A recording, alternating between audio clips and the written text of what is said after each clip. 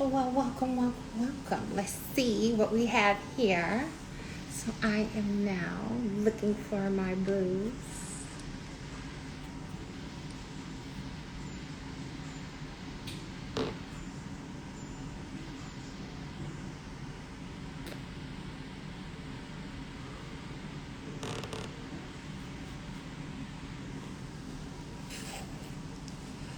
All right, so let's see.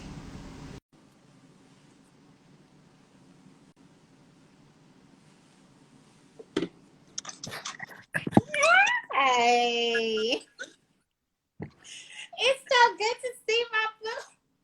I I haven't did seen it. you in so long. Let's see here. Waiting for Lanaya to come through. Yeah. And I forgot, I gotta get my lotion too. I'll be right back. So I'm just waiting for, let me, there she go. Yeah, I'm just waiting for her to come on. So what's Okay. going on, my sweet lady? How you been doing? Hold all the pressure, all the pressure. Yeah, right. There she go. There she go. Pressure of it all. It ain't no pressure. It ain't no pressure. Lanaya just request to join us so we could get on. And you just let me know when the party can start. Is that Mom Dukes and a boss? Oh, maybe, Yeah. girl. You know she watching. I And see a she boss just jumped. slash gangster. Right, right. The real OG right there. The real OG. I remember we had what it was, the gas station, not the gas station, the Body car shop. step, the dealership, body shop. You know, Yep. she took me to my first big old house. That's right. That's right. That's right. um, did it? Oh, never mind. I see it. Okay, I was trying to. There we go. It's connecting. Do you have All it? right, it's saying connecting. Okay, yeah. It looked like it's connecting on your side. Hey, y'all.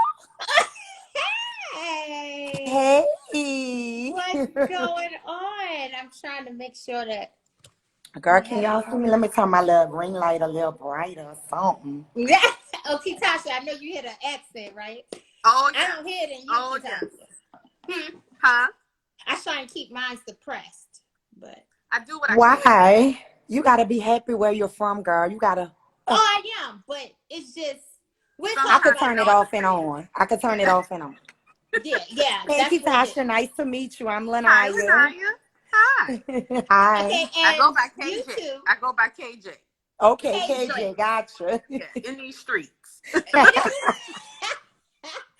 yeah. So Lanaya and Ketasha, both of you guys, I'm quite sure you probably crossed paths before in New Orleans and you just didn't see each other. You know. Lanaya, I think I used to do her hair back in the day. I don't remember. Maybe a couple What of you yeah. mean you don't remember? Yes, you did my hair. Okay, 19th yeah, grade okay. through 12th grade. Stop playing. That's right. I was the sole proprietor for Lanaya Will. But I didn't used to do see Ketasha ain't used to hang with us in the beauty salon like that. Okay Oh So then. no. All right. yeah, I had she five jobs. I didn't have time for that. right. She had a thousand jobs back then too. So she didn't 1,000 really jobs. I was the Jamaican. and still is. Yeah, I do what I can. mm. Still is. Let me so thank you ladies for coming on to Sis Talk. And this is just gonna be a regular session. You don't have to be nervous. You don't have to be like poised because this is our girl talk between us. And what we're doing is we are trying to help ladies out there to get it together. So when we say get it together, and we have these conversations all the time. I go to KJ majority of the time, right? And I'm gonna have to train myself to say KJ because you know I'm not used to I calling you know. that. In these streets, though. In New Orleans, Right, right. I'm Katasha. In the world, I'm KJ. right, in these streets, right. But we have all of these conversations all the time individually, together. And what is so great is that I learned so much from the both of you. And you know, we have a reciprocal relationship Yes, where we talk about things more than the social shakedown, right? Which I never been to one, by the way. I have. Look, Been to everybody out everything there like, once. what's the social shakedown? Right. But you know, life is bigger than your hood, right? Yeah. And as women, you know, we evolve. And you know, I read this saying before we start really talking about what we are here to talk about tonight. You know, we are many facets, multifaceted in life, and we go through various stages. We have babies, we get married, we get divorced, we have breakups and makeups, and we have degrees that we attain, or skills and trades that we acquire. And every single milestone that um, you know, you pinnacle at, then there's some revamping and rediscovery and change that needs to take place within yourself in order for you to move forward properly. And a lot of times, as women, we're so busy, we don't take the time to do that revamping, to sit Mhm. back and evaluate. Hey, country boy, how you doing? How you doing? I'm just welcoming folks as they come in. So that's what we're here to talk about tonight. We're here to talk about how women that may be stuck in a rut, or maybe not have experienced some things that we have, and they're going through it for the first time in their lives, like how can they get it together? Because we are well put together, I must say, and I'm not bragging, right? It's just what it is. Right. We have learned from our mistakes. Every one of us have made mistakes in the past, right? Hmm. I Yeah. was pregnant at 19.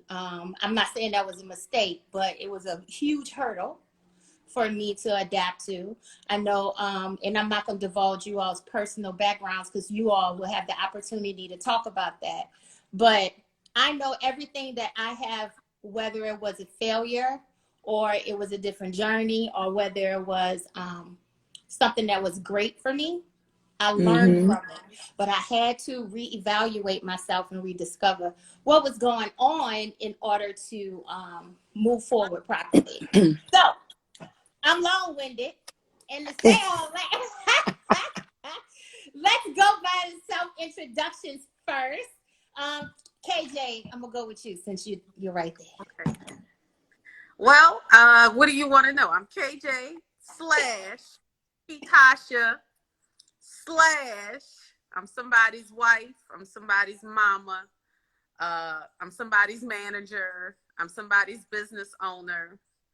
Uh, I'm a child of God. I come from two parents who were both gangsters. This is true. And I have my education. I have a trade. I'm constantly hustling. I'm always looking for the next thing. I go to therapy. I'm a huge advocate of therapy. I'm a NOLA girl at heart. I love New Orleans. Um, and I'm always looking to pay it forward.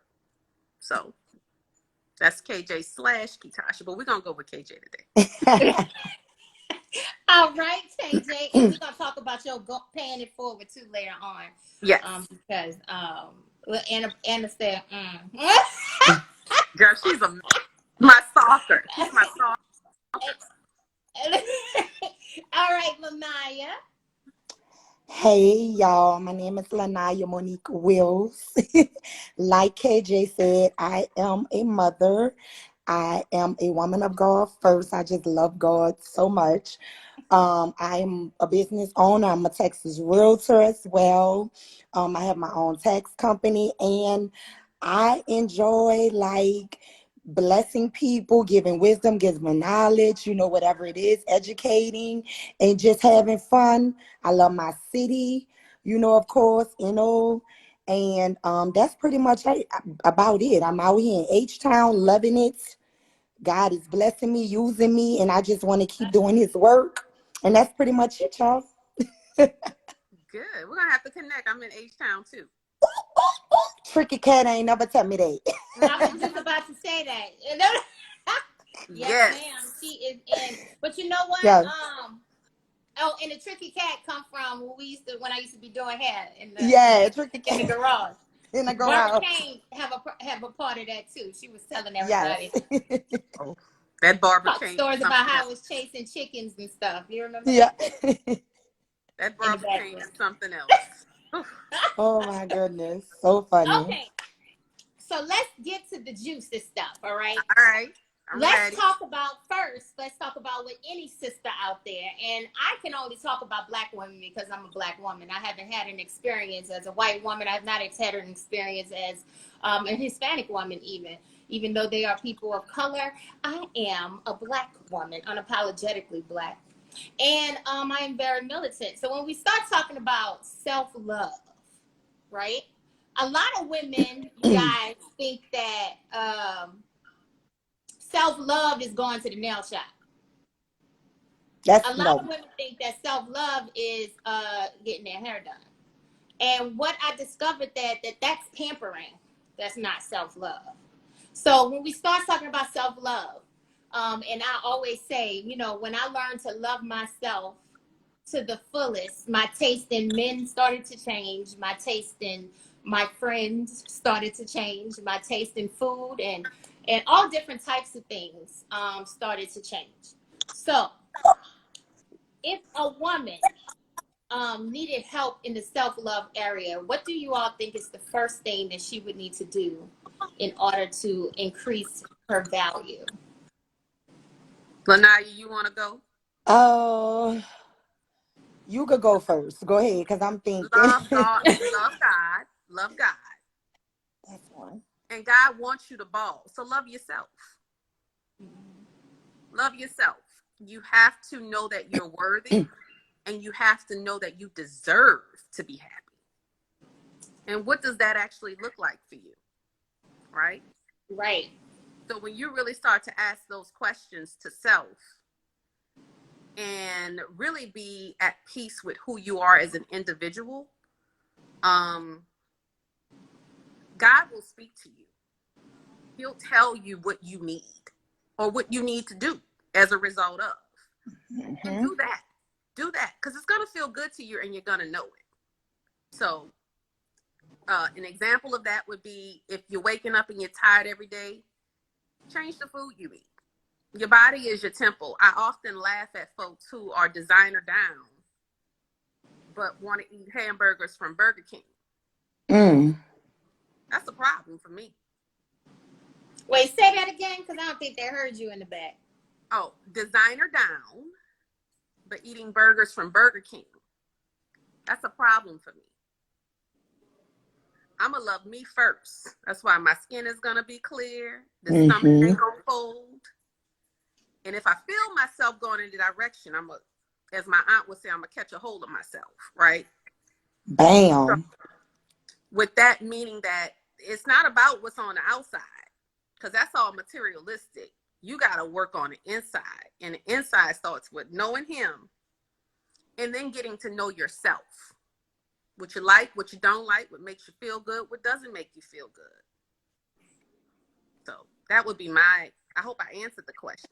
You did, because I can't even piggyback off of that. You knocked it all out. And I like that part about, because I want us to be real, for real, because Right. we talk to each other and every single conversation that I have with y'all individually when we be on the phone, you all, especially KJ, she will break me down and then build me right back up all in the same hour. Okay. But and it's a great thing when you don't have all these yes men around you. Right. Yeah. You have all these people that just want to be around you just because you are who you are. But let's be real. Fast food, I know it's convenient and it's something that we indulge in because we're Americans. Oh, for sure. Yeah. But ladies, to increase your value, you're gonna have to put some things aside. Separation, with elevation requires separation. So if you want this body, That's the good. summer body, right? You're going to have to separate yourself from unhealthy eating habits. So let's start there, right? When we start talking about putting all these poisons into our bodies, all Right. right? Fast food, fatty, fried, all kind of things. And I know we're from New Orleans, and we love us some fried oyster shrimp, Fried pork. anything. Fried Hot anything. sausage sandwiches, Right, we love. everything. We All of are that. And I'm foodies. not saying don't indulge. I'm not saying don't indulge, Right, but just know that moderation. it should Right, not be an everyday habit. Right. I'm Right. all about a hot sausage on French extra dress with extra pickles. Okay. yes.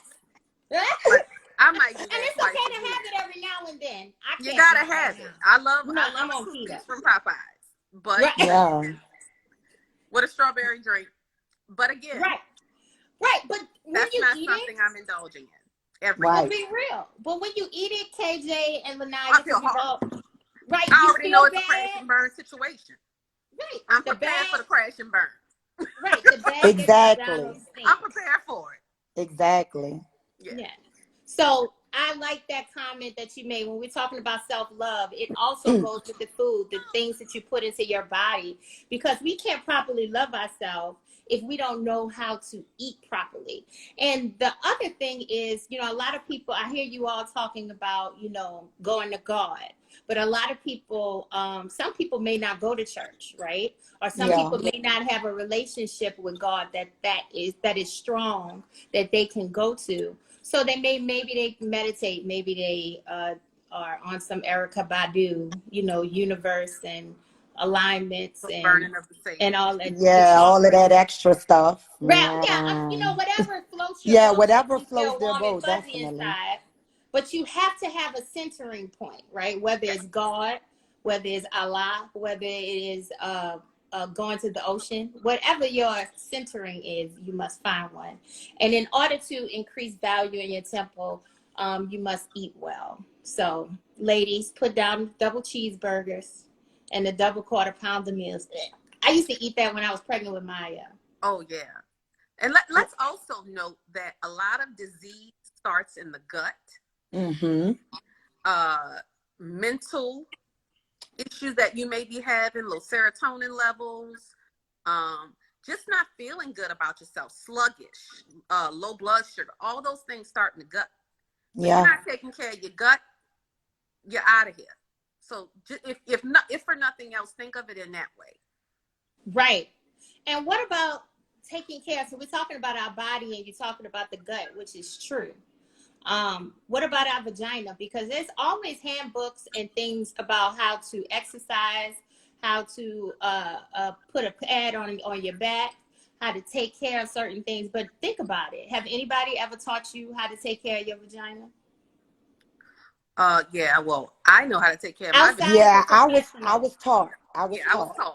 Yeah. My mom really took the time to sit down and tell me this is what you need to do. Um, how to when you become a young lady, this is what happens, things like that. And she started taking me to the gynecologist when I was 18. Okay. So I kind of knew and certain habits were formed in, and you just continue to do that as you grow into a woman. You know what I'm saying? When something is off, I'm going straight to the doctor. You know what I'm saying? So it has to be taught. A lot of young ladies, they're not taught. Their parents, their mothers wasn't taught. You know what I'm saying? So they don't know. They don't know. Oh, that's the messages for you. Mm-hmm. But I was taught. I don't know. Okay, so what are some things, Ketasha, and I know Mom Dukes is on this call too. So, and I know Y'all a know. lot of times, that they stayed away. I know my mama did. She stayed away from sex. She stayed away from care of my vagina. I never was taught. If it wasn't for me reading books when I was Hmm. 10, like my aunt was in college at the time. So I used to read her biology books and I was fascinated with the reproductive system, female reproductive system. And Hmm. I used to read and I taught myself.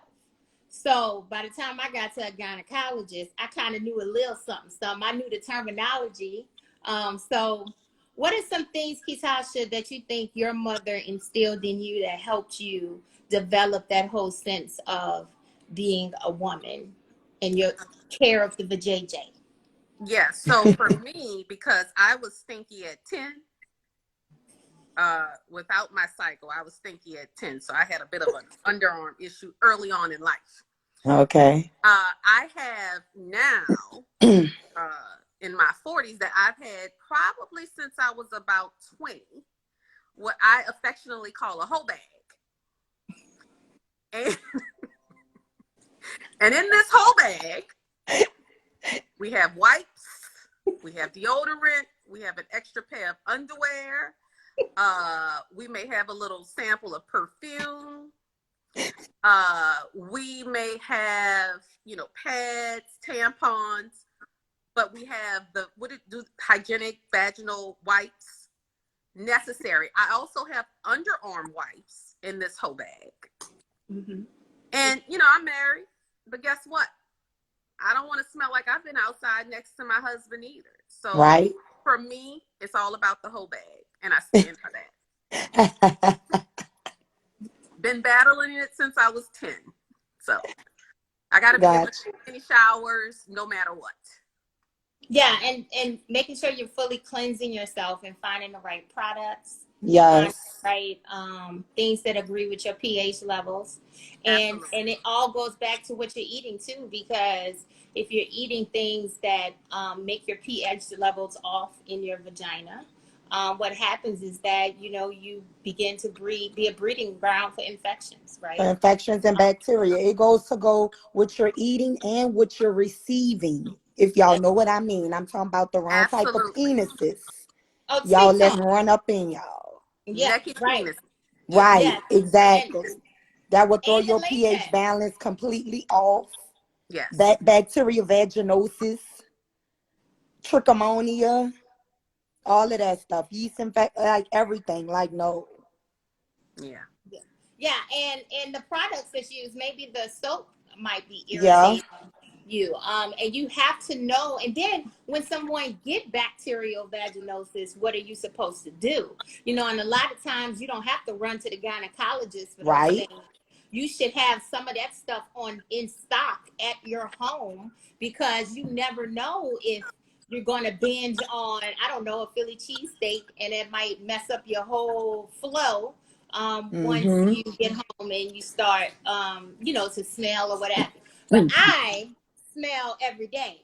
I like to smell my underwear, ladies. I smell my I do panties too. I do too. Yeah. every day. And a lot of women go, that's nasty. No, you need to know what you smell like, right? You need to know, and because you need to know when something is not. Not right. Yeah. You'll know. You'll Exactly. smell yourself before anybody else does. Absolutely. Absolutely. And also, don't forget about condoms. Condoms also will throw off your pH and Mm-hmm. give you a yeast infection. So, ladies, it's super important to know what condoms work for you, and you should keep some. Yeah, That's a responsible grown ass thing to do. it is. Because I bought my first set when I was 40. Condoms.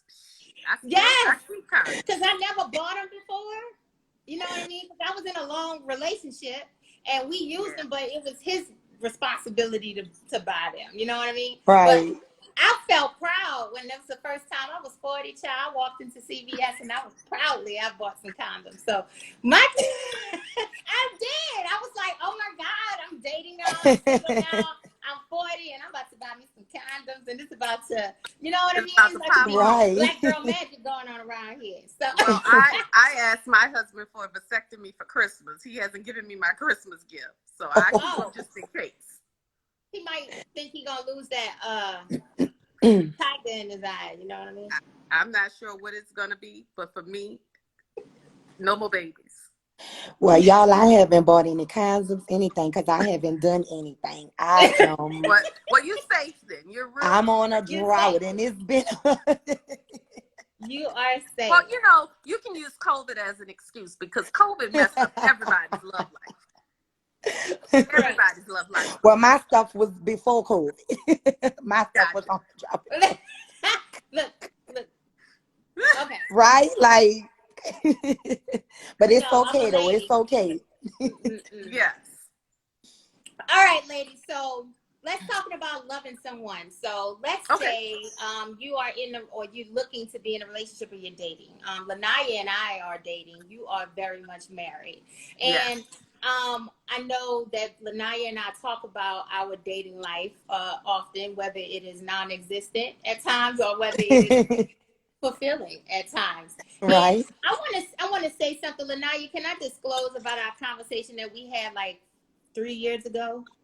That's Uh, fine. You know I'm when you transparent, called Kate. me. I don't care. well, well, one time, well, I was still in my last relationship, KJ, and Lanaya called me, and I saw on her social media that she had got a divorce, Okay. right? And me and Lanaya would touch base with each other every now and then, Mm-hmm. and I called her and I was like, girl, what happened? Like you divorced now? Like what's going on? And the description of what she told me, and I was still in a relationship that was okay at the time, right? Mm-hmm. Um, but Lanaya seemed so free in her words and how she was expressing how she was so happy she got a divorce. She was telling me about her tribulation she had in her last relationship. She was telling me how, she just knew when it wasn't right. She knew it was time to go, right? Mm-hmm. So that conversation was so it was so enticing that I started looking at my relationship. I was like, well, damn, if my stuff wasn't going as good as it is at the time, right? I was like, well, shoot, I might want to get back on the market too, because she made it sound so good. Because I can tell she was so free. I can tell that Hmm. she had dropped a lot of baggage and this load that she had that she was carrying around with a man, right? That was not his time was up, right? He was no longer good for her. So let's talk about that, and I'm gonna start with you, KJ. Okay. What are some things that we need to do as women what when we are faced with either starting over or getting rid of somebody? I have been wanting to say this for a long time on a larger platform. Jesus Christ. Who can I free all of you? Know your goddamn market. Okay? Know your market. And when I say that, I mean, do not date a guy that you know is not going nowhere. Don't date a guy who makes you uncomfortable on the first date. Don't date a guy who is really not an idea of what you think you should have for self. Know your market. I give you an example. I am absolutely in the city of New Orleans, notorious for being the one dating chick. One date and you're out of here. I did it 100 times. Through that process, I realized that I was dating the wrong guy. They were all successful, all educated, maybe all but maybe one. All had something going for themselves. The profile fit, right? But it didn't feel good to me. It did not feel good to me. And so what I decided, and this is just for me, I decided that for me, it looked like it was a maturity issue. Because Catherine will tell you, I was grown when I was 10. So for me, it was a maturity thing. It didn't matter what they had, what they was driving, where they lived. It wasn't feeling good to me. Right. So what I decided to do at the tender age of about 28, I decided to date older. Not because I wanted to feel financially secure, but because mentally I wasn't getting what I needed in that 35 to 40 range. Men are still discovering themselves. They're still trying to get the bag. They are ambitious. And you're not going to be the top priority. my mom, gangster, would say all the time that a man doesn't turn 1 until he turns 40. And that stuck with me. So I stopped. Say that again for the people. Oh, a man doesn't turn 1 until he turns 40. That's when he really starts his journey, because he spends the beginning of his life, if he's ambitious in any way, getting himself together. A man is defined by their career. And so until they get that part of their life together and their finances together, they're not often secure enough to share that with someone. Right? Right. So I realized that I didn't have a shortage in dates. I didn't have a shortage in, lawyers, doctors. I've dated them all. Anything you could think of, I've dated it. Electricians, plumbers, all of that. What I was looking for was a mature man. And so who shared the same values as myself and also loved God. So for me, at the age of 28, I stopped dating men who were my age because they simply were not ready. That's right. They just simply were not ready. And I stand by that. I will go toe to toe with anybody about that. Now, of course, there's an exception to the rule, and that happens, right? So I'm not saying all men, but I am saying the majority, especially in the African American community, it takes us longer, unless we're laser focused from the beginning. We know exactly what we want to do. I don't see that in our community. So for me, at the tender age of 28, I stopped dating men under 40. Changed my life. And you was 28 and you stopped dating men? Yep. 40 and up. And listen, you could take me to lunch, but it ain't going nowhere. I just don't want it. Don't pull up in a 745 with rims on it. That's gonna irritate me. Yes. I don't want to hear about what kind of sound system you have. And I don't want to talk about where you live in an apartment. Like, none of those things excite me. And so for me, it was about, I realized in that moment, and I was also in therapy, but I realized for me in that moment, it was about maturity. And I was looking for a mature man. So I stopped dating them under 40. Right. And I happened to meet my husband probably within 2 years of that process. Okay. Don't date them under 40. And know your market. Now, if you want to have fun, keep them young. Mine was kind of counteractive because I dated one that was 12 years older than me, and he wasn't worth 2 shiny quarters. So age, I think it deals with the mindset more than the age. And I know a lot of people do put a number on it, because I do put a number on it, because you got to be 40 and over to ride this bus at this point in my life, right? Absolutely. Because I did the young and I did the older, you know what I mean? But it's all about a mindset too, and I do agree, because just because they're older, some of them, Kitasha, you and I'm not gonna say lucked up, but you were very strategic in the type of man that you wanted. You knew what you wanted, and you saw it.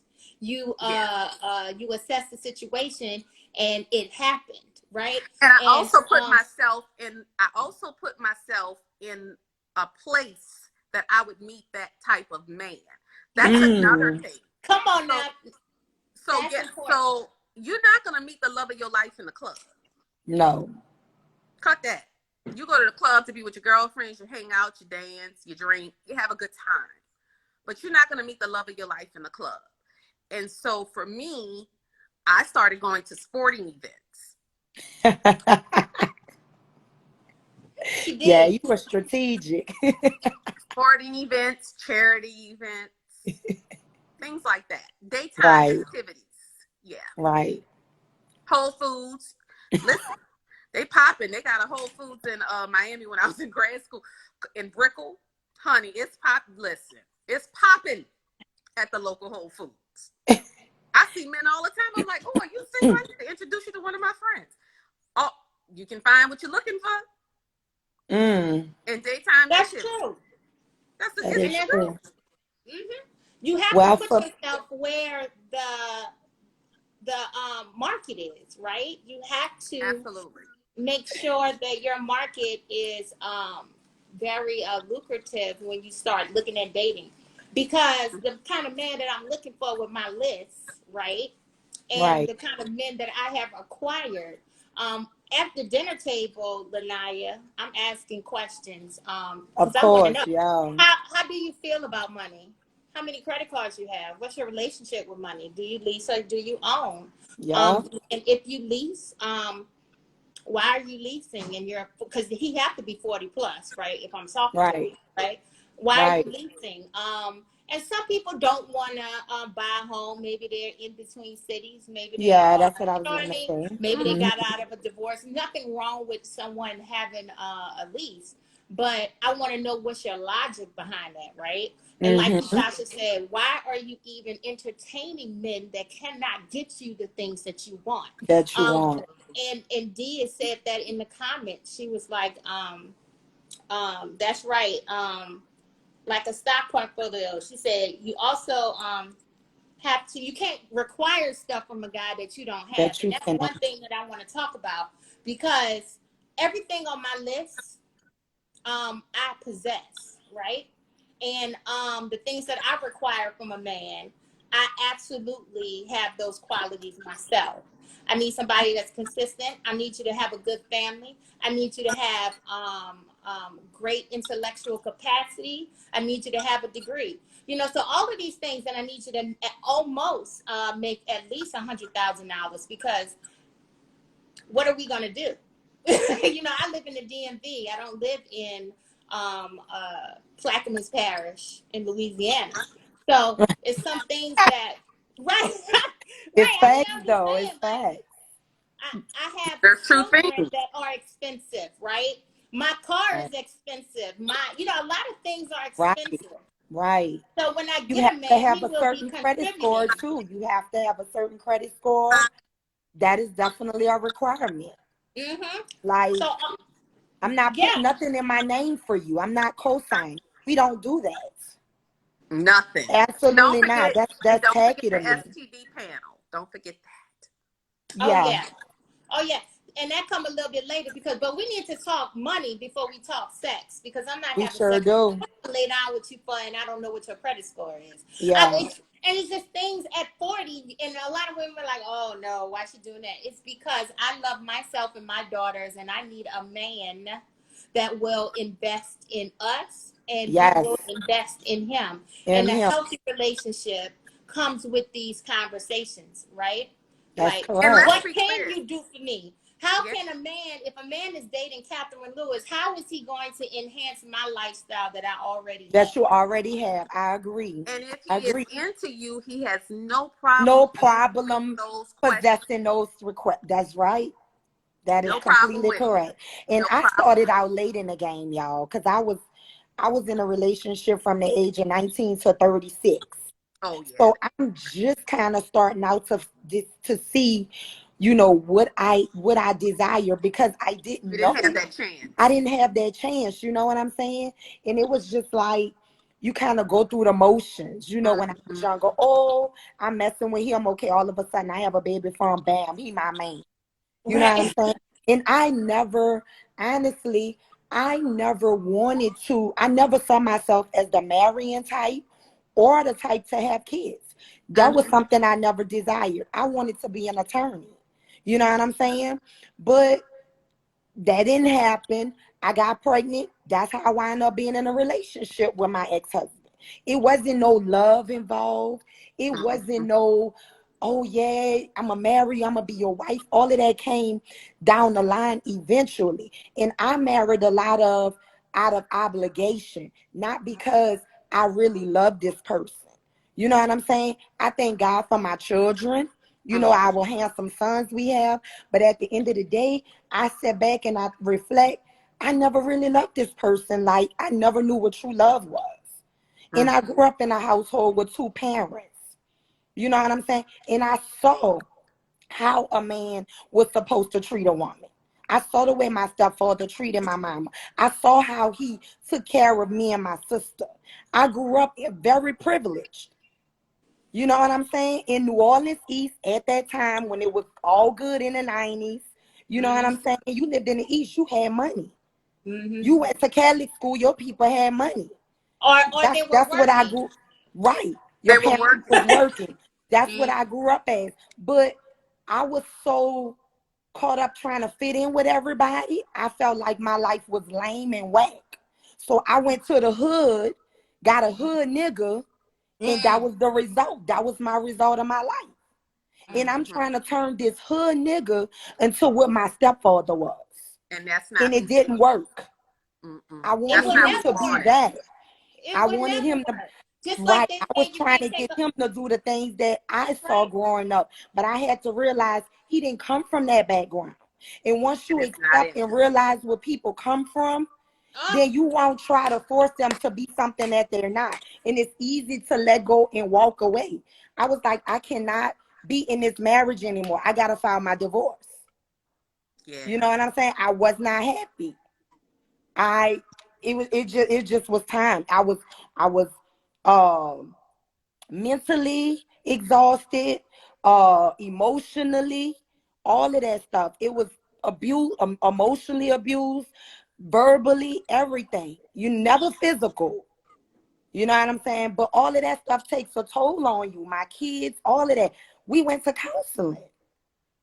Would you agree, Lanaya, would you agree that, and I say this often, that what you want at 18 is not what you want at 21. It's not what you want Nope. at 25. It's not what you want at 30. What I wanted at 30 is now not what I want at 40. Exactly. You As you constantly mature, your evolve, requirements, your standards increase, change. your value. And if you're with a partner who's not evolving with you, that's really, really hard and challenging. Let me tell y'all, let me be transparent right quick. mm, My I never I felt like I got what I deserved out of that relationship because it never was supposed to happen. I Mm-hmm. was a side chick Mm-hmm. at 18 years old. I was messing with somebody who was already dealing with somebody. He Mm-hmm. was 20, he was like 26, 27. So I'm being manipulated, not really knowing or whatever. Mm-hmm. So how can I expect that man to do anything different from me for what he did to that woman? So the cheating, the lying, all of that stuff, that was gonna come because that God didn't put that together. I went looking for that and I got what I deserved. So I can't be mad at him. I gotta be mad at myself because that's my choice. And well, let's I be don't want clear, to say we've you all got had a what you moment like that. deserve. We've all had a moment like that, Oh child. yes, Yeah, yes. But and I don't want to say don't even you, worry and I about don't it. want you to. Don't even I worry don't want about her to it. put it like you got what you deserve. How Yeah, about you went through your journey with that yeah, you that was man, a right. journey. Yeah. and he was preparing you for something, right? Right. So just like saying with you, I was with an older guy. Listen, we won't be transparent. I was at Super Sunday at 16 years old, and I met a 29-year-old man that asked me for my phone number and R. Kelly my whole situation. And I really feel that, and I'm not gonna say I was captive, right? But Mm-hmm. it Right. was a scenario where I was super young. I had a ribbon, a ponytail in my head. I had a ribbon. This man was 28, 29 years old. Mm-hmm. And I went into a relationship and it was off of lies. I was naive. I was young. I just had an older man. Mm-hmm. That was the days of when Nas came out with the Q45. What was that song? If I Rule the World. Yeah. And he had a Imagine that. Q45, you know what I Mm-hmm. mean? And he gave me things, and he let me drive his cars, and gave me keys to apartments. There were women in the apartments. It was him living and married to a whole other woman I did not know. I went through a relationship with this man, older man, for a course of 2 to 3 years, and I wound up having a kid, finding out that he was pregnant. I mean, that he had another woman pregnant at the same time. Yeah. And me and her were at Suno together. So, Wow. we were both pregnant at the same time, me and his wife, which I did not know who she was. But I had to understand growing up. Of course, my mama didn't know none of this Right. until he was signing the birth certificate at Lakeland Hospital. And you know, it gave my mom, you know, we never really had a conversation about that either, you know, about like why or did me having older men, my mother having older men, like my daddy was 28 years older than my mama. When I was born, he was 52, my mama was 24. You know what I mean? So I and my daddy, my biological daddy, took care of my mama all the way up until his death, even while my mama was married to my stepfather, because he loved my mother. And Clarence understood that. My stepdaddy, who passed away, he understood that too. And my stepfather, and what I learned from that relationship that my mom and my stepfather had was that love come in many different forms, and you don't force your mate to alter themselves to something that you want. You have to let people manifest themselves into what they are, and you support them. But if they turn into a person that do not align with the contractual agreement that you made when you got married, let's say she want to go and strip. Now that's something go against the beliefs of your relationship and your life and your marriage. Then of course you might have to separate.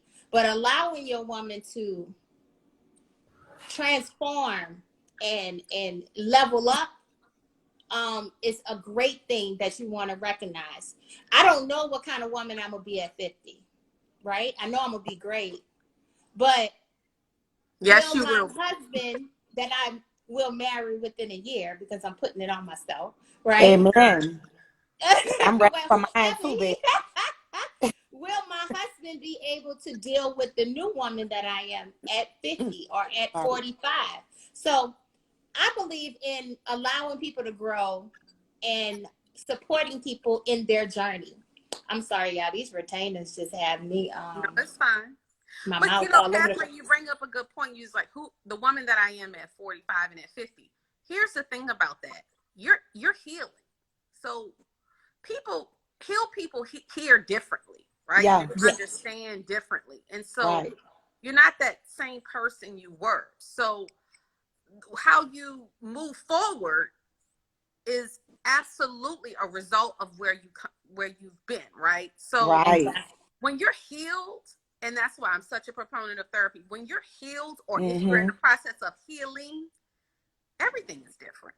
It is. Everything is different, and you have an understanding and a grace, which is what I'm experiencing right now. I have way more grace than I've ever had in my life. I was a hellion. Let's be super clear. And I really owe everybody in my life an apology up to the age of 25. And Not Catherine me, can tell friend. you, my mouth is slick. It is fast. It is Very. cutting. Yes. It is fierce. And it has been, but it's been my personality my entire life. The thing The about whole me life. is that if you know me, you know this is not a put on, right? This is who Right. I've been my entire life. So I had to really work on closing that mouth and giving people the same grace that I would want them to give me. That's right. Yeah. So when you heal, you see differently. You sure do. And now that And you're healed or healing, and this goes for anybody, Yes. you're different. And so Yes. the universe rewards that. The Sure universe does. rewards that. And you got to know that, right? You got to know that I am better. Therefore, it's going to bring me a different energy. You got to be comfortable with it. Because we can't go backwards. We can always go forward. So just know that it's happening for you already. You just may not see it right now in your face. But when you heal, honey, you don't even worry about it. You hear different. And when you have to do the work, you have to. And you ladies, have it's to do so the work. important. You have to. You have to do the work. To. And a lot Can't of be people damaged. don't want to put in the work, right? Because They don't want to build stuff from the ground up. And listen, it's okay to want to be in a relationship with somebody, but you have to be whole first. And I'm not talking about women who don't want to be a wife, right? I can't look at their perspective because I want to be a wife. I will be a wife, right? I know because I'm a I feel wife. like I've had a lot of on the job training. That's a goal for me. I want to unite with somebody, with my daughters, and have a family unit, right? A lot of women that's married are like, oh, you ain't missing nothing. You better off how you are. But being married is a goal that I have for myself. Now, I cannot be a fulfilling wife if I am not whole, right? That's right. Because That part. you have to do the work. I You have cannot, to. I'm going to attract what I am. I That's don't care how right. much makeup you put on. I don't care how many lashes or how large they are or how big your butt is and how much surgery you got. You will attract your inner, those Right. inner, those things that you encompass, right? As a woman, those are the things that you're going to attract. You're not going to Amen. attract another dude with a big booty because you ain't got your butt done, right? That's not Right. what you're going to attract. And I think a lot of times as women, we want to take shortcuts because we don't want to put in the work. We don't want to put in the work to lose the 30 pounds that we need to lose, right? So we Mm-hmm. just go get it sucked out, right? Or we don't want to put in the work to get a degree, right? Because that's going to take too much time and effort. Once you get out of that poor man's mindset of wanting things quick and easy, because it's a poor mindset that you It have, is. right? You got to put in the work. You got to take care of your money. You got to take care of your credit. You got to put in the work taking care of these kids. You have to put in the work taking care of your finances, your car. Like it's anything. So putting in the work. I put in the work, right? Yeah. It took me 16 months once I left my last relationship for 12 years for me to become whole. That's when Mm. God spoke to me after 16 months. I didn't touch a man. I didn't date a man. I sat in this house. I was going through all kind of custody battles and things, and I was going through different instances, but I worked on myself because once I knew that at the end of this journey, all the pain I was going through, I knew I was going to emerge as a different woman. Yes. Mm-hmm. Yes. So, Absolutely. Absolutely. And you Yes. It's made a a key point. process. You made a key point. Build. So it's been kind of my buzzword lately, building up on something. Um, and Lanaya, I'm sure you can chime in on this. Folks don't really understand what that means, right? And when you build something, especially if you're building it on a strong foundation, it's Mm-hmm. never going to go according to plan, right? Even if No. you're building a house, right? You're Right. getting ready to build a house from the ground up. It never goes according to plan. And you Nope. got to make room for those setbacks. You've got to make room to maybe be flexible and have to pivot in a different direction to Mm-hmm. get what you want. You've got to make room. And this is where being close to God really comes in, right? Because you got to know him to get through You it. sure Otherwise, do. you're going to fall apart. But yeah. build on your relationship with your family, build on your relationship with your kids, build Mm-hmm. on your relationship with your finances. Yes. Yeah. Build on your relationship with your mate. I've been married almost 10 years now, and I can tell you it has not been easy. We are in counseling currently, but we both agree that our relationship is super important. And so we will work on to build it, rebuild it, build it, rebuild it again because we love one another. It's a That's right. constant thing. It's a constant thing. It's called life, right? So Right. building something, you gotta be built, you gotta be built for it. You do. You gotta be Or built it's going to to break you build. down. Yeah, That's you right. gotta be built to build, and folks they don't get that part. They They don't. don't get that part. And that's why when you build on sandcastles, you get what you get. When you build on Boom. sandcastles, you get what you get. And that's true, Lanaya. KJ, but let's pivot to Lanaya. Lanaya, would you date you? I Would you would. marry you? At this point in my life now, I definitely would. You Because go, girl. I know what I bring to the table. I know what I have to offer. I know my conversation has heightened. I know that I'm a good listener. Um, I mean, I just feel like I can't even think of the right words. It's like I'm just so confident in myself. You know what I'm saying? I know I carry a certain aura to attract Music. people.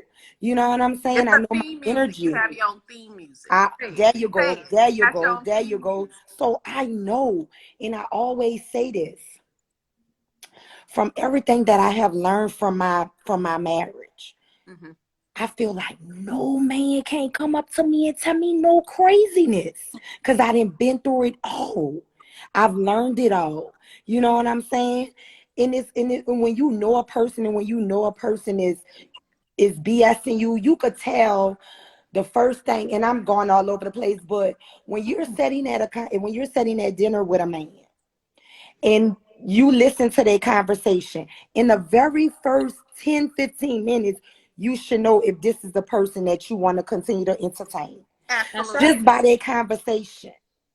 Just by if you listen, because sometimes us women, we be so caught up in the physical. Oh, he got this, he's fine, he got this type of car, this money, this, that, and the third. But what is he talking about, sis?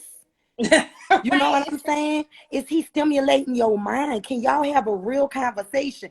Does he have a relationship with God, or is he even trying to build one? That's number one on my list for me. I'm not saying everybody is godly. Not trying to say that, but it gotta be in your it gotta be in there for you. You gotta have him first. Because when a man loves God, he's not gonna do nothing to disappoint you as a woman because he don't want to disappoint God. He gonna love you even more. And I that's love facts.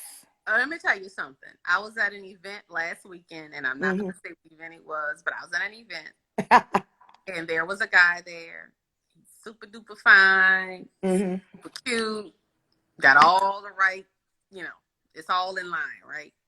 I watched him rap to 3 different chicks Mm. at 3 different times. Mm. And I laughed with because I was telling my mom, I said, all he's gonna give them is fucking bubble gum. And they don't even know it. And I see it from afar. Now I don't have no dog in this fight, right? Right, right. And this is my people. So I definitely don't have no dog in this fight, but I'm watching him do this, and I'm just kind of like, and they falling for it.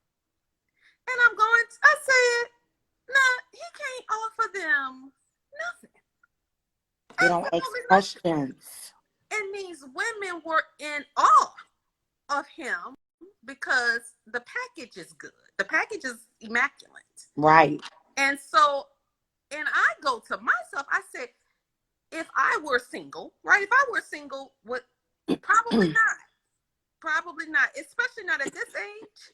Right. right. That is so not That is so not. Mm-mm. not the way to go. Like, Let me tell y'all, girl, they got this guy. get your self He esteem has together. he has been he's been loving on me, liking on me since 2016, 17, right? Mm-hmm. Looks good on paper, good credit, decent car, good job, fine as fine. They typically are. Fine. Took his goals out, everything, Got the teeth right? done. Now that's my judge when they get their teeth together. That's Yes, my thing. yes, nice grill, everything. Y'all don't have no conversation. He does not stimulate my mind. What you gonna do with that? I Nothing. can't do nothing with it. It's nothing you could do with that. It's nothing I can do with it. It's nothing. I'm like, what we doing? You cannot court me. And he from home, but he live here. I'm like, you cannot court me the way you would court a woman in the 90s, in the 2000s. You cannot talk to me that way. You Mm-hmm. not going, what you doing me today? Because I'm used to if a man telling me from my last friend that I was dating, if a man asking me what you got going on, what you doing, that means he trying to spend time with me. You not just asking me this for general purposes. You know what I'm saying? He didn't understand that. And his understanding, y'all, I was so drained. Cause I feel like you 39 years old. Why don't you know this? Well, I take care of my mom and I take care of my sisters, and I know how to treat a woman now. Okay, but the way you treat your mama and your sisters is not the way I want. You can't treat me the same way. No, You not at can't all. do that. And No. One that's child, why, y'all. Like, it's all good on paper. no, Yeah, see, that's a that's why you got to maturity ask thing. the questions. That's You why That's you have a to be your maturity thing. own investigator. You Yes. have to ask these questions. And listen, don't be afraid to ask these questions, because No. I need to know. And if you're uncomfortable telling me these answers, because I'm going to answer the questions too. But Yeah. if you're uncomfortable telling me, okay, if you're sitting at a table, at the dinner table with a man and you're dating, first date, and I always say first date, because I'm either you're gonna receive me for who I am, or you're gonna get out the line and let Right. somebody else sit at the table, There you right? go. Because there's a line, you can't hold up the line, right? So I'm sitting at the Did you table catch that and part that there's a line? But did you it's catch a the part line. that there's a line? It's a line way back there. It's a Did you line for catch that this, part? right? And plenty guys fill out that application, right, to see if they qualify for the loan. And some of them need to just learn how to window shop, because clearly Keep it you know moving. what the requirements are, Yeah. but you just wanna go in the store and shop around for some stuff that you can't afford. And you as a woman need to be able to recognize who is window shopping and who is serious. And when you find Mm-hmm. one that is serious, when you are sitting at the table and you ask him, how is your credit? Are you financially literate? When I ask that question, you should see how guys answer this question. Like one guy was like, nah, I'm bad with money. And you know what? In my head, he got X'd off the list. Next, Go. I'm waiting for if I could have the line show up right now, I would be like, get him out the seat, let's go. And the Yes. reason why I say that, because at 42, I'm not building with no man. Bam. I'm not building. No, I'm I'm not not building. helping you. I'm not No. helping you with your credit. This is stuff you need to come to the table with already, sir. You need to be whole to get on this bus. Now, Yeah. if I was a woman that had inadequate credit, that could not get the things that she needed, and I need help in that area, then that wouldn't be a big deal for me, right? Right. But because I am at 100% in that area, I don't need your help, and I'm not helping you. So I'm gonna need somebody who can teach me things at the same time. So Yes. ask these Value. questions. If he don't want it, if he start asking or getting like uneasy, that means he don't have a relationship with money. That's Yeah. good, because if you do, it's sexy to talk about money. Surely Because is. if you So, got it, you're gonna be like, oh yeah, I have a few leases, or I have a lease, or I mhm. like this, or I like that, and I go on vacation. You want to Yup. talk about money. I have stocks, I have investments. Yup. It's sexy to talk about that. Very It sexy. is. And two things about that. First thing is, it's sexy to talk about money, period. So whether it's romantic or it's platonic, meaning your girlfriends or your male, Right. Right. if you're at this age and you're not talking about living well and how to make more money and how to make money, how you sleep, you need to find your different group of friends. That's number one. Bam. Number two, when my husband was courting me, I was in the process of purchasing a home. And I purchased that home by the time we went on date number 2. Mm. He knew when he walked in that house, because it was not a starter home. Yeah, come on. It was not. Bam. That he had walked up on something different. See, it's all cute in the beginning when you're on the phone and you keep keying and Yeah. what you doing. Yeah. But when he walked through that door and he saw what it was, he knew immediately that he had to come correct. Mm-hmm. Now, again, maturity will get you there, right? And so Yes. I didn't have to say anything because the proof was right there. And so he watched me immediately after getting my home, getting an additional insurance policy so that in the event something happened, my son would have a home. He would have something, this is the way. Right. Right. And so he watched me go through that process. So 3 months into our courting, because we were still dating, he took me on a trip to San Diego. And in San Diego, he had a package for me. And I saw him, and it's in an envelope, and I'm going, what is this? Now, I'm not saying I wasn't going to get to this, but he had given it to me up front because he knew where our relationship, we could kind of tell where it was going. I was falling in love with him. And he gave me this package, and guess what was in that package? His credit report. Boom, girl. Come on now. And he said, in order for you to have bought a home, that home, I know for a fact that your credit is good because I was a single mom with a 5-year-old son in private school. So he gave me his credit report before I asked for it. Now, I'm not saying I wasn't going to ask for it because I'd already got that STD panel. Right. Because, we was getting close to them 90 days, and I was like, right. Come on, John Clayton. Yeah, so I was like, what's that STD panel? And remember, y'all, I just got a good insurance policy, so I had mine. So I was like, what that STD panel at? So the credit report I was going to ask for next, but he gave it to me before I asked for it. And I knew then. And he had braces, so that did it. Because I'm all about the teeth. Ooh, ain't that something about a man with braces, child? Let me tell you something. A grown man who is wearing braces cares about himself. Of course. Oh yeah, you gotta watch that too. And I love the fact KJ, going back to what you said, he offered and showed you his documentation for his application. So you could just know that, hey, I don't know what other applicants you're looking at, but I want to offset my application by showing you my information up front, right? Oh, absolutely. And listen, he did a couple other things too, because let me tell you, I'm gonna be clear. I'm all about dating multiple men at the same time until you figure out what you like and what you don't like. And when me and my husband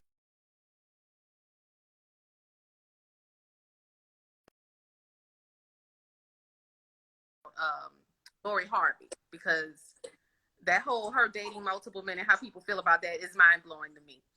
But I was all about dating multiple men. And so my husband then, Boo, knew that he was not the only one.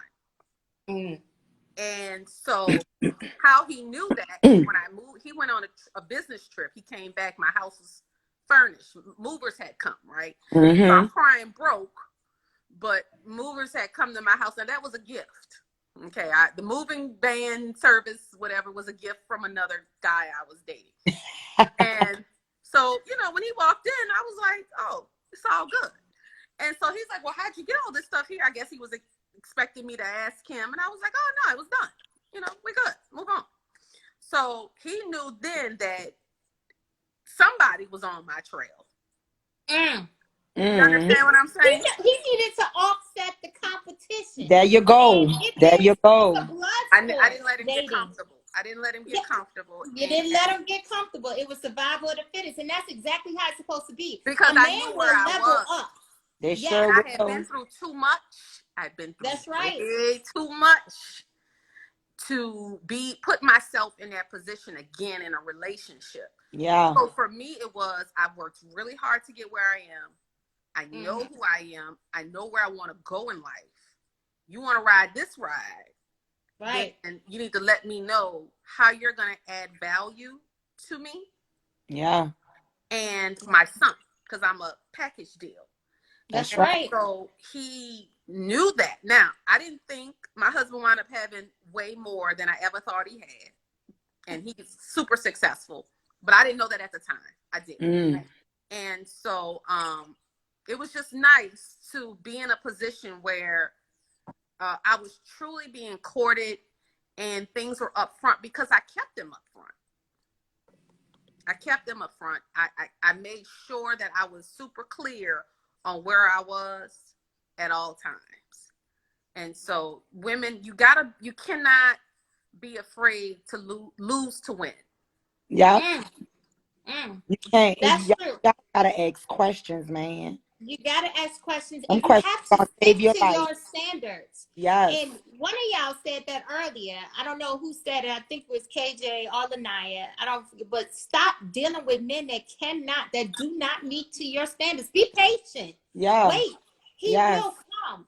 It's not that serious about no penis, y'all. Right. It's really not. That's not even at all. It's very low priority on the list. I know, yes, you need to have a chemistry. I need to be intimate with my partner. I need to be connected with my partner sexually. But I'm at this point in my life, that's not because if we love each other and if we have bank accounts that are synced and I can see your deferred compensation and your 401ks and your 403bs, that's gonna be sexy enough to me where the intimacy gonna be all right anyways. Yeah. So It's what a turn I'm on. saying, right? So what I'm saying is, you need to make sure that a man is able to add value, invest, and at the same time be an example for your children. Because I'm dating a man that's gonna be great for my daughters. I'm Daughters, not there just you dating a go. man And that's they gonna be need to great for see me. that. They need to See see Yes, that. They need to see. yes. Now, one thing my mother did do,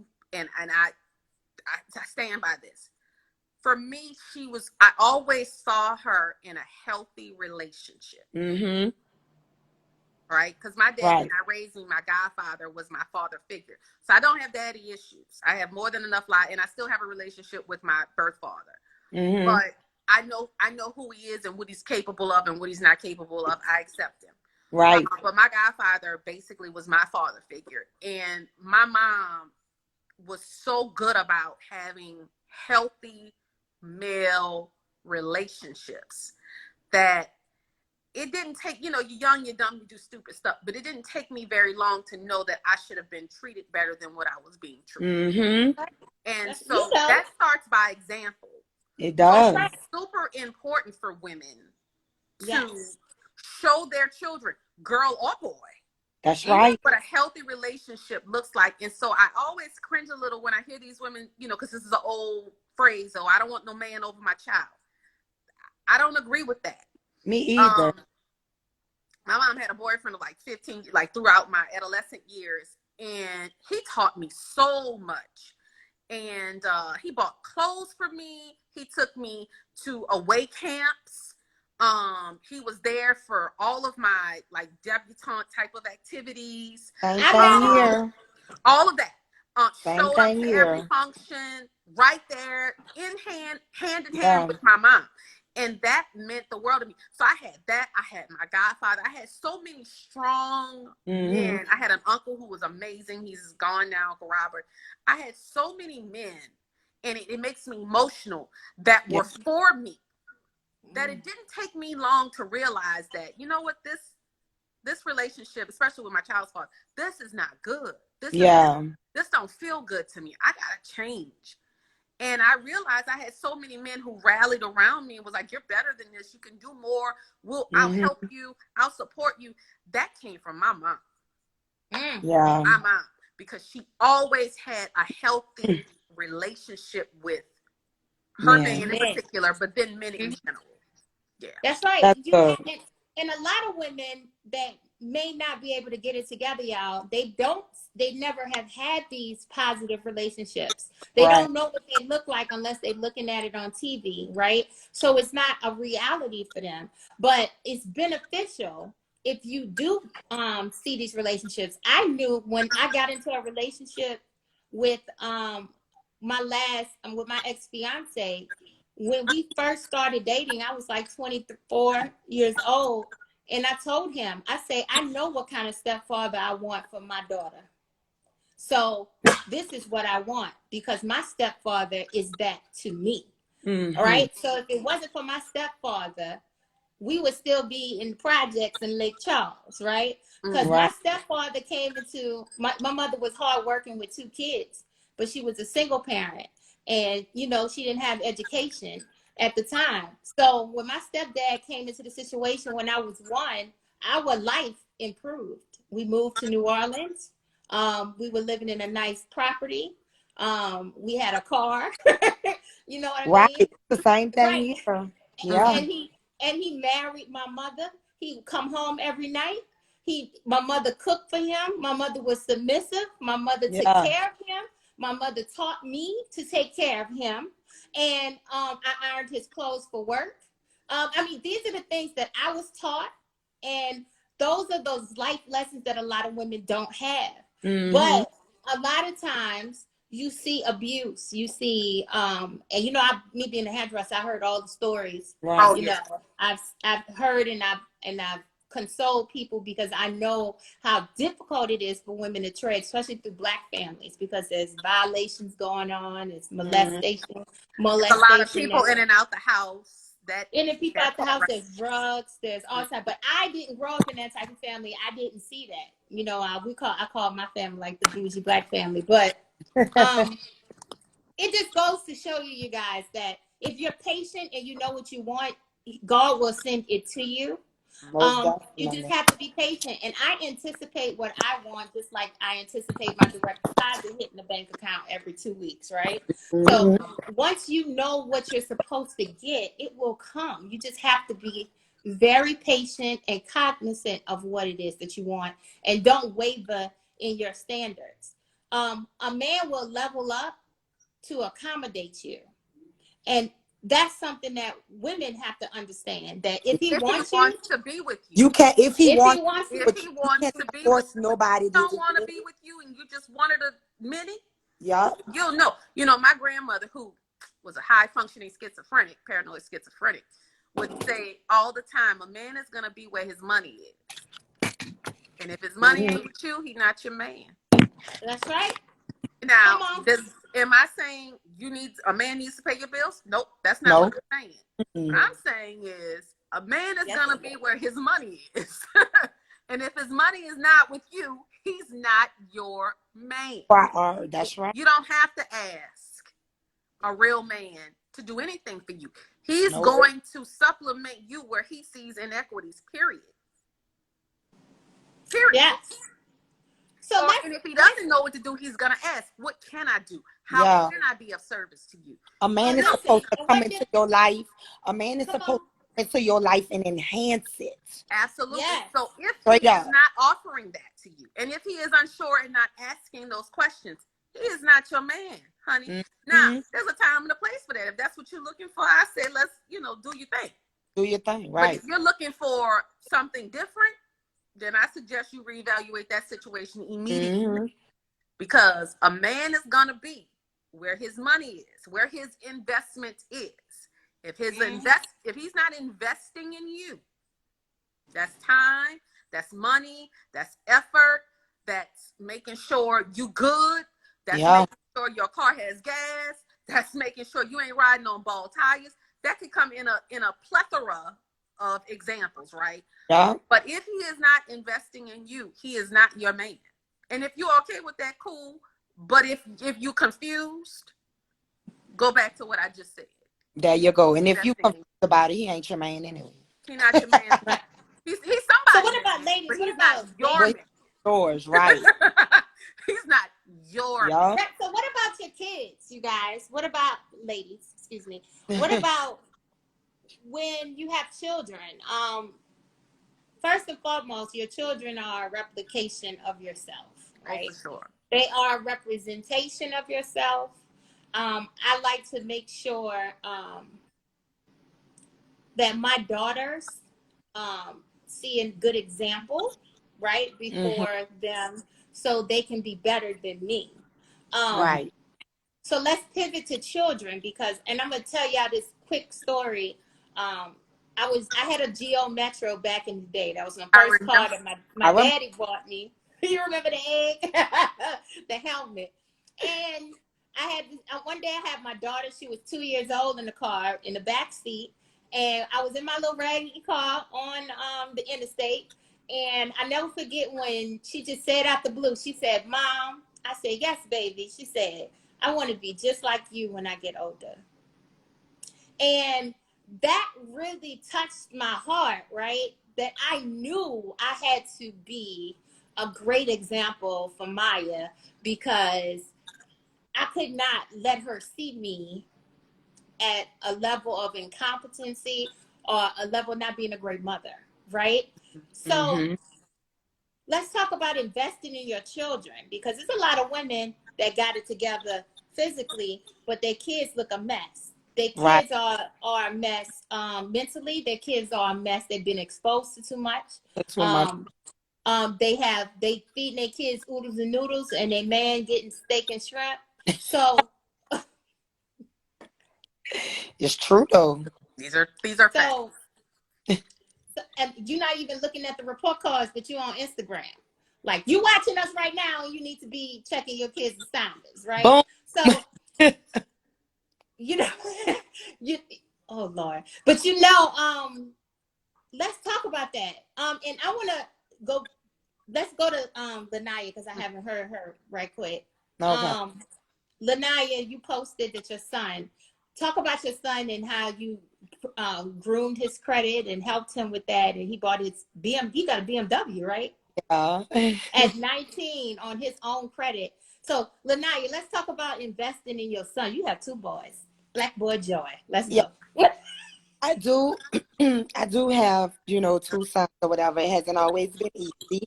Most definitely had my issues and everything with my kids and stuff. But most recently, I'm so proud of both of them because my sister gave my son her old car, which was a Honda, right? He loved it. He had it for a while and everything. And he sold it. I had been grooming him with credit and everything for maybe about a year and stuff. I added him on all of my accounts and, to help him build up his stuff. And Authorized users, ladies. Authorized user. others, Absolutely. authorized users, and that helped build his credit profile. Then I showed him how to get a credit card, Navy Federal. He got a secure card. Um, and his scores just shot up. I showed him how to utilize it, everything, the utilization, not to do too much. All that stuff. I walk in my garage about 3 weeks ago. I see a BMW X3. I'm like, so of course I go asking questions. Let me see what your interest rate is. Let me see how much your car note is. Who you finance through? Do you have gap insurance? I'm asking all.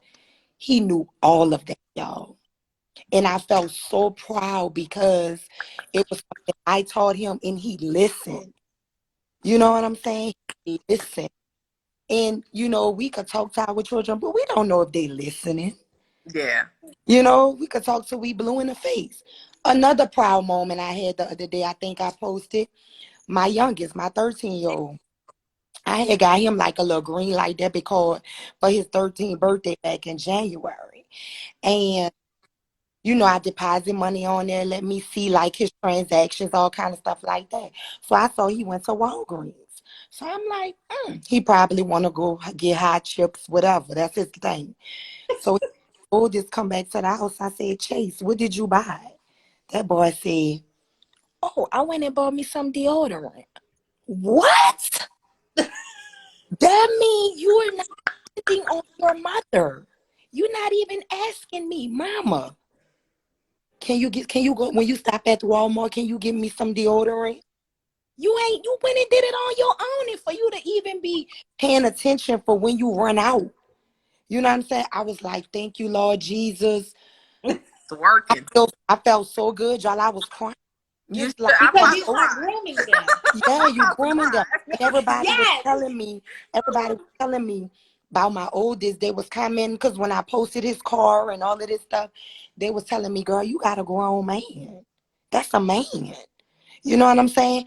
And I was like, oh my God, my baby he got his mustache. He got hair on his legs. I'm like, Lord, my baby is really a man. You know what I'm saying? But that made me so proud. It should have. Because it's the things that you have instilled in Yes, them. And yes, and I'm gonna pivot to Kitasha because let me tell you, Lanaya, and we yes, all learn from each other. But let me right. tell you something. When we think we're doing good, I need to call Kitasha and find out what she's doing because I already know whatever she's doing over there in the woodlands that she's doing something a little bit 5 times, not even a little bit, 10 times better than what I thought. I taught her, Layla how to tie her shoe at 2. KJ is gonna tell me about how her 2-year-old was naming all the presidents from no, but she has a son Hey, too, and Yeah. right, that's great that y'all connected because Yeah. she right. have a little Obama herself, and I don't even know if Obama is fitting for Kai, but She's been calling him that since he was little. y- Yeah. yo, and we're gonna talk about how what you all are doing for your boys. Yeah. Your boys are gonna require women that are like you and or above, right? That's the Right. So goal. That's That's what the I goal. right. That's the goal. yeah, That's the goal. so Yeah. Ketasha, let's talk a little bit about, because Kai probably trading stocks on the market right now. So you know, so Kai, Mr. Kai. Did I tell you? Yes. So here's the advantage. Here's what I like to tell people. Because there's, I did grow up slightly bougie, but I would say bougetto. I had both worlds my whole life, right? I had the really nice cul-de-sac situation, and then I had the hood stuff situation. So thank God, I know for a fact that God had grace with me, because I was able to use my powers for good and not evil. So it is super important for me to make my son better than I am, right? For him to be better than I was, like my mom made me better than she was. That's right. So Kai is smart, and that's genetics. Dad is a genius above all else. He might not be a whole bunch of other things, but he is really, really smart. So I can't take all the credit for that. That's a genetic makeup for Kai. But beyond that, it was super important for me to make sure that he stays grounded, knows who he is, also know God, but knows who he is, and knows that he's a Black boy becoming a Black man. And yes, so right. For me, he has to be 10 steps ahead of everybody else in order to make it in this mean ass world. And so he likes to say that I was a little hard on him early on, but I don't know that I would disagree with him. I don't know that I would disagree with him because I didn't know if I was going to be able to get him a stepdaddy. And I wasn't banking on that. So I was extra hard on him early because I did not want him to defy me later. Now, I married my husband. Kai was 5 years old. Stepped right in, took it from there, and I'm blessed. But I was very hard on my son in the beginning. And Catherine will tell you, he was doing things that other kids were just not doing. But that's because I just did not want to. I wanted to keep him very close to me, and I wanted him to have discipline early on because I didn't want him to defy me at a later age. Right. Oh, but let's talk about Mr. Kai, too small for his own good. Mr. Kai was a part of the little GameStop situation. He's texting me while I'm at work and he at school talking about, can you put some money in my investment account because I need to buy GameStop because it's about to hit. See what I mean? You see what I mean, Lanaya? He ain't calling her to get a video game. He calling her to put some money into his investment account. So he can invest in it. Yes. Yeah, he's that guy. And so he does have an investment account. He's turning 16 next month. That's awesome. He did ask me. I gave him a bar mitzvah when he was 13, so that was the last party we were doing. He knows that we can't travel because we typically do an annual mommy-son trip. We can't travel because of the COVID situation. However, he did ask me for a lump sum of money to put in his investment account. That's what he asked for his 16th birthday. And I'm going to do that. But because he asked me that and not for any dumb shit, I'm not only going to put money in his investment account. I'll probably put about $1,000.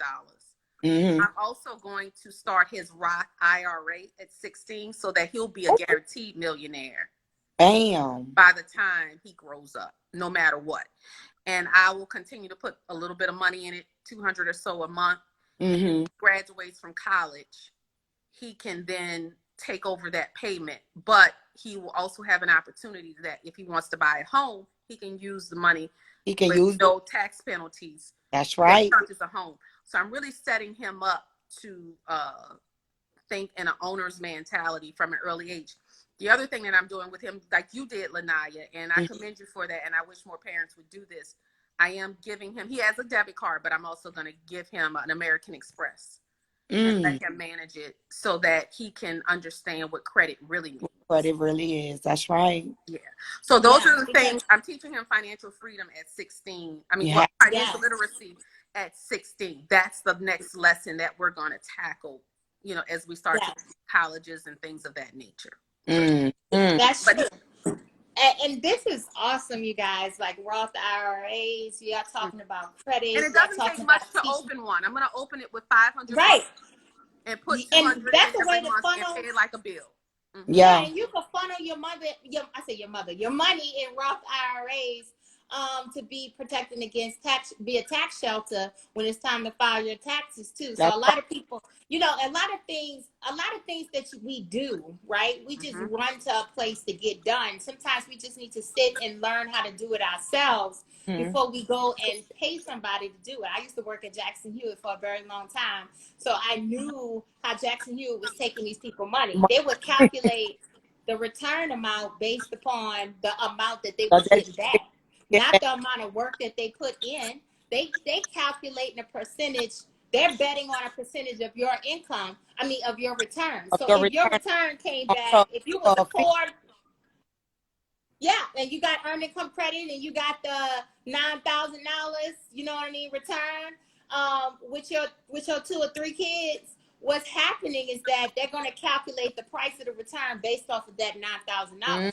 So a lot of times we need, and it only took me as a tax preparer maybe 20 minutes to do their return, right? Shorter than that, right? Because I used to put them in and have them coming in and coming out. But my thing was, I used to always want to tell them, like, you can do this by yourself. Just go get, you know what I mean? And now it's even easier because you don't even need to manually put that stuff in. You take a picture and it extracts the information, or you can upload a PDF. You can do your taxes by yourself and not pay anybody anything. And there's even free websites that you can do it and you get the same amount. You can go to a place and just let them put the numbers in and just check to make sure you're getting what they would give you. But it's so people don't want to do the work, and they don't want to do the work with their kids.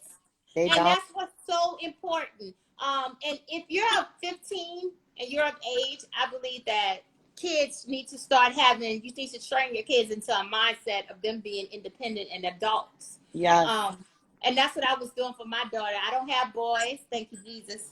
But having your boys be so literate and financially literate and giving them chores to do, making sure they know how to cook.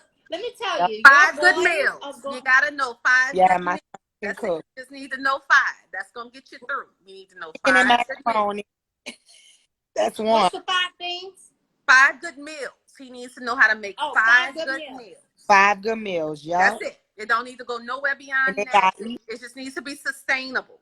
Yes. And that's so all. Don't have to. Yeah, Kai's not gonna move through the scenario looking for a woman that could cook, right? Because he know that that'd be something he'd be able to do himself. But I commend you ladies on building up these strong Black brothers that will not have to recover from trauma. And you got to understand the grace that's involved in that. God, you really, and it's, I didn't, I saw some things I probably shouldn't have saw, and so it was super important to me to make sure that my son was not a part of that same amount of trauma. And listen, that came with, certain family members. Now, you can come with your mama over here because you need to know that sometimes the cereal and there's no milk. But at the same time, when I leave, you leave, because I'm not leaving you over here because I don't trust none of these people. There you go. You right. And I'm not leaving you with these people. That's right. And I meant that. Right. I don't care who felt the way about it. And I said what I said. And so it was super important for me to make sure that Kai had an environment where he could thrive at all times and not be made to feel guilty about possibly having more than the next. Because I suffer with survivor's guilt, and I don't want my son to have that same idea, right? He needs I want him to be his best self, and whatever that means for him, that's what I want for him. And I don't want anybody inhibiting that with old ways of thinking or cultural, nah, we ain't doing that. Yeah, we ain't doing that. Because if your mama ain't right, she not babysitting mine either. How about that? There you go. It's just plain and simple. Listen, and you have to make sure that you are putting your kids in safe situations. I had 2 girls. Listen, I was young. I was working a lot. I was working in the shop. I was working at the tax place. I was in college. I was in high school when I was 9 months pregnant. It was a lot of things that I had to do. I needed to get accomplished. So I made a pact with my mama and my stepdad and my brother. And I said, if y'all help me, I'm going to help y'all. And just let me get what I got to get, and just assist me in this process because I didn't have her father. So I said, just let me assist me in the process. And I guarantee you that all of us are going to be in a better situation and outcome. And having those conversations, because those are the people that I trusted. Maya didn't go sleep by anybody's house, right? Oh, Maya, you know, and I love y'all to death, but y'all didn't even have to babysit for me. Now, you know what I mean? right. You have to build a team around you. You do. And those people are accountable and reliable, and you trust them. So once you're able to have a team and you got things set in place. And even if you don't have family members, I was blessed to have family members, but even if you don't have that, you got to hire the right people to help you. So you cannot put your kids and leave your kids in situations where they are going to lose their innocence. I had a Mm, girl. So, you know, I heard all the stories about girls getting raped and molested by uncles and stuff like that. I was very leery about anybody but my mama and my stepdaddy. right. So, and my brother's wife. So For you sure. have to be very cautious, ladies, of who you're leaving your kids with. And if they are not good examples, then they shouldn't be around your daughter and your sons, right? Right. If you Yeah. know your cousin just got out of jail, he don't need to be frolicking around with Chase at all, right? You Right. love him from afar, but you're not gonna be picking Chase up and bringing him nowhere to the movies because I don't know what you're putting in his What you head. put in his head, there we Right, go. because I have already programmed my son to do Right. certain things. So we There we go. cannot allow people to come in and deprogram Yes. Absolutely. your son. Speaking of which, So, and I oh, know we've been talking for a long time, we can but keep I going. want This is to, good. Yeah, I'm loving what about ladies, co-parenting? Oh, well, you know, that's where I get a big fat F. Look, all I the bus can't wear them said, all. oh, I don't know. I have not I experienced can't that. wear them Oh, all, okay? co-parent. I'm sorry. I thought you were saying stepfathers and stuff. Okay. yeah, co-parenting. Now, I'm gonna set the premise here. Okay. Okay. Um, I don't get the best report card either because I'm so controlling, Mm-hmm. right? And I have taken care of my children, even in a relationship. I was a single parent in the relationship, Me too. Yeah. right? And I controlled everything. Um, uh, it was very difficult for me to transition to co-parenting. Okay, it was scary. Just the idea of my daughter being by herself with her father, who did not do the things that I did for her in the relationship, because he never changed he did change diapers, but he never gave her a bath. He didn't have to do these things, Right. right? So he would give me the money to get stuff done, and then I would keep it moving. But that wasn't saying he wasn't a great father. What I'm saying is he just wasn't hands on, right? Right. So, Right. as you know, some hands on men are, fathers are, not taking away from him being a good father. But what I'm saying is the co-parenting thing I had to learn, and I was failing in the beginning. I was calling KJ Lanaya, and I was failing terribly in that class, right? Yeah. KJ was giving me some assistance, and what she was giving me, it wasn't happening. Like, it wasn't working. Like, we were saying, okay, we're gonna do this, we're gonna go to court, we're gonna say this. It just wasn't working out for me, Right. Lanaya. So I kind of failed at co-parenting because I wanted what I wanted. And this Right. is what I had to learn. I wanted my daughter to myself. Mm, And that was not positive. It was not conducive for right. her relationship with her Of course. father. And I spent up to $10,000 almost trying to get my daughter for myself because I was thinking selfishly. Mm-hmm. It did not turn out that way. And it wound up being a way better situation Yeah. because now she has equal time with her parents and she's able to learn from both of us in a Yeah. positive, healthy fashion. Amen. But I made the custody battle difficult because I wanted what I wanted. Right. I had to go to therapy, KJ, And when I went to therapy to talk about my issues, because I never went to therapy from Katrina, I never went to therapy from being a teenage mother, I never went to therapy from all of these things, right? Mhm. So when I went to therapy, the lady told me, she said, why is it bad that he wants to have joint custody? And I was like, because he never took care of her like that. So I want to continue to do what I need to do, and he need to pay me. And she said, well, yes, you want the money, but is that beneficial for your daughter? And she said, it's only negative if you make it negative. And at that moment, she gave me a different way to look at it. I made it negative. Mhm. So, co-parenting, I'm open to listen and, build in that area.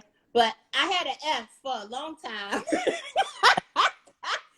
so, so, Eh, what about your co-parenting situations? What worked for you, Lanaya? For Because me, you're We're gonna learn divorced, and from then we'll Lanaya. move to. We're gonna learn yeah, from Lanaya on this for one. me, um, it wasn't bad because even though he wasn't a good husband for me, he was always a good father for my sons. You know what I'm saying? So I didn't have an issue letting them go by him on weekends or for holidays. And still to this day, it's the same thing. Our communication has gotten a lot better with each other. But I must say this: when we first separated, that was like the hardest time because it was so much negativity going on between him and I. Mm-hmm. He would say ugly things to my children about me. You know Mm-hmm. what I'm saying? And I'm gonna share one of those things with y'all. Like when I first got pregnant with Makai, I was 21. I didn't want no kids. And I really didn't want no kids for him. But so I went to the abortion clinic, right? At the abortion clinic, I decided to call him. And I say, hey, I'm scheduling a consultation to get an abortion, blah blah this, blah blah that. He went back and told my mother, right? So my mom was like, you're not getting rid of my grandbaby, this, that, and the third. You shouldn't have did what you did if you didn't want to have no kids. If you get rid of him, you gotta get out. You can't live with me. You gotta go live in the night ward. And I was not about to do that. So I kept my son. You know what I'm saying? But do you know he told my son that because at the time when we separated, my son was 15 and Chase was like 8 or 9, I think, or something, or 7, I don't know. And he told my son that. He was like, if it wasn't for me, you wouldn't even be here because your mama wanted to get a abortion. So my son came to me and asked me that. And I cried so hard, y'all. You know what I'm saying? Because I'm like, dang, this man hate me this much because I don't want to be with him. That he's going to share something like this to our child to make me look bad. But when I sit down at that moment and talk to my child because he was of age, Mhm. I told him, this is what it was, son. I didn't want no kids. I didn't want no kids for your dad. You know what I'm saying? That's not what it was between me and him. And he understood, but he still felt some type of way. He was like, Mama, you ain't want me. You know what I'm saying? And that hurt me. But I mean, as of now, I mean, it has gotten easier over time. Yeah. Everything is a process. It's definitely a process. And I just love what it is right now. I don't have no issues at all. My children Yeah, are older. You know what I'm saying? They have cell phones. I don't really have to communicate with him. And if right, we do, we're cordial with one another. right. I don't bring up nothing from the past. I'm not bitter. I'm not unhappy. See, Like, you said that's important right there. yes, If you moved on and you're not bitter and you're not unhappy, right, then it's easier for you to have a co-parenting relationship right, with that person. exactly, Because I want the best for my ex, because I want the exactly. best for my daughter, Your daughter, right? Yeah, exactly. I True. want her to have the best stepmama that she could possibly have, because it's hard out here in these streets, right? It Mhm. surely So is. I want the best for him, and I want him to prosper in life. because I want him to continue to be fulfilling for my kid. Right. So, Kitasha, how is it? Thank you, Lanaya, because that's Mhm. really important.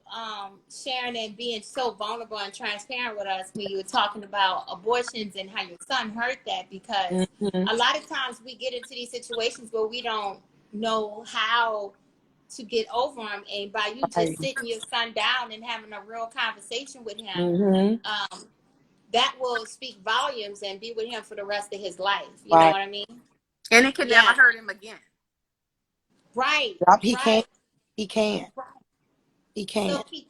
so KJ, Yes. how is co-parenting with a new husband? Oh, it was rocky. So, uh, let's just commence to the shit show.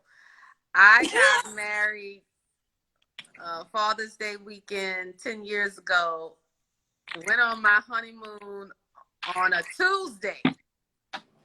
Came probably back home that Saturday or Sunday to a nice, ugly, ugly summons for court.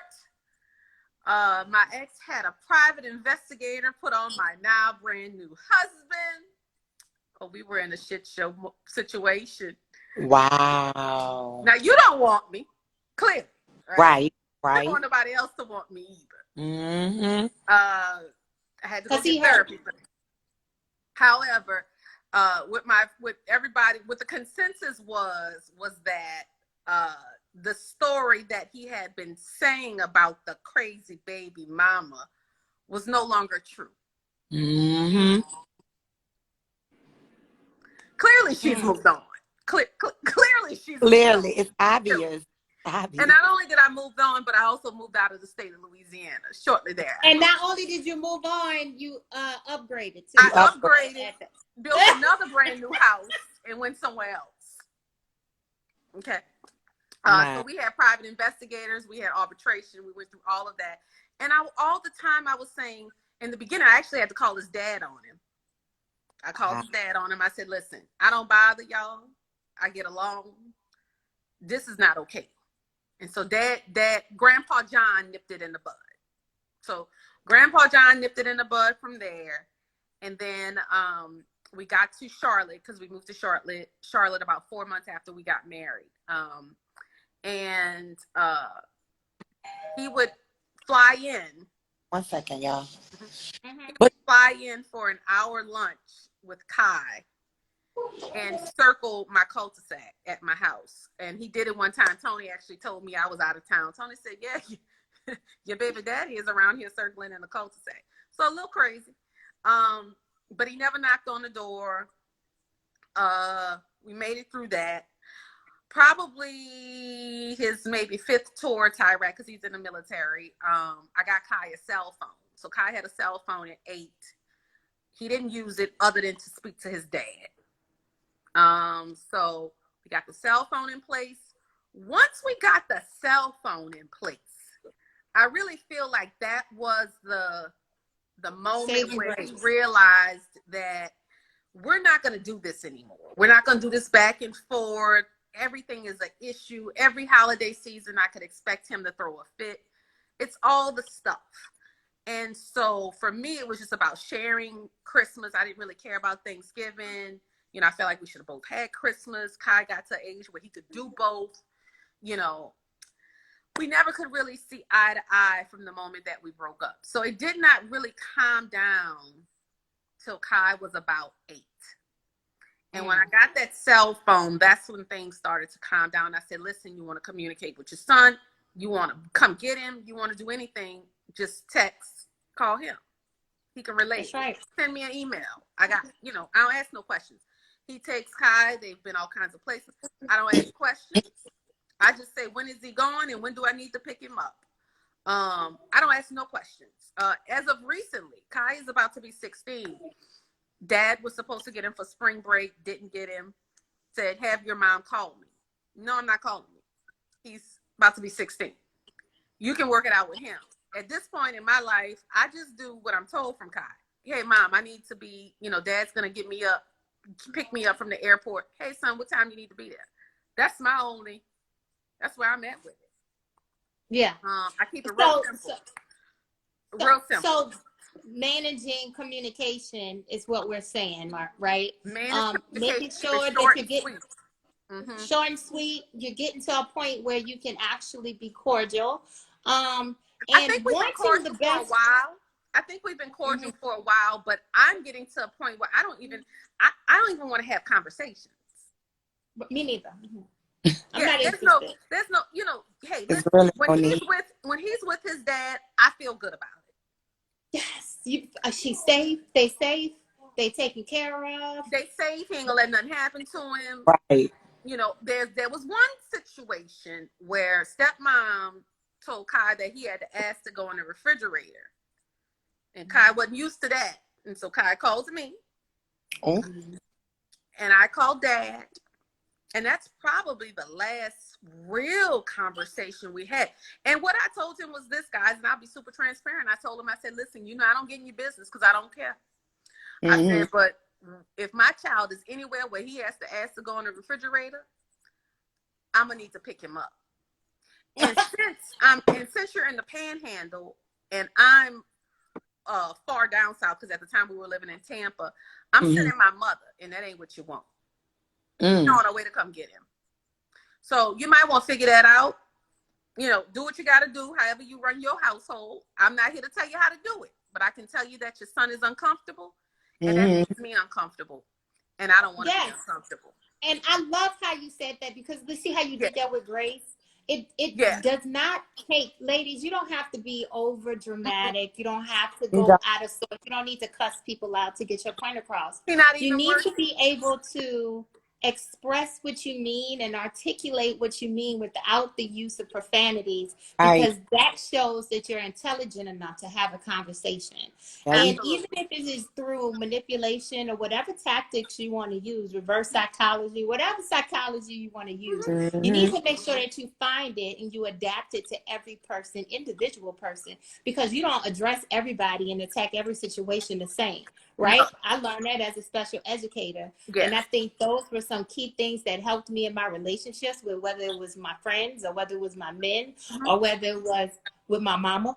All right. I had to modify and accommodate every individual person that I was dealing with.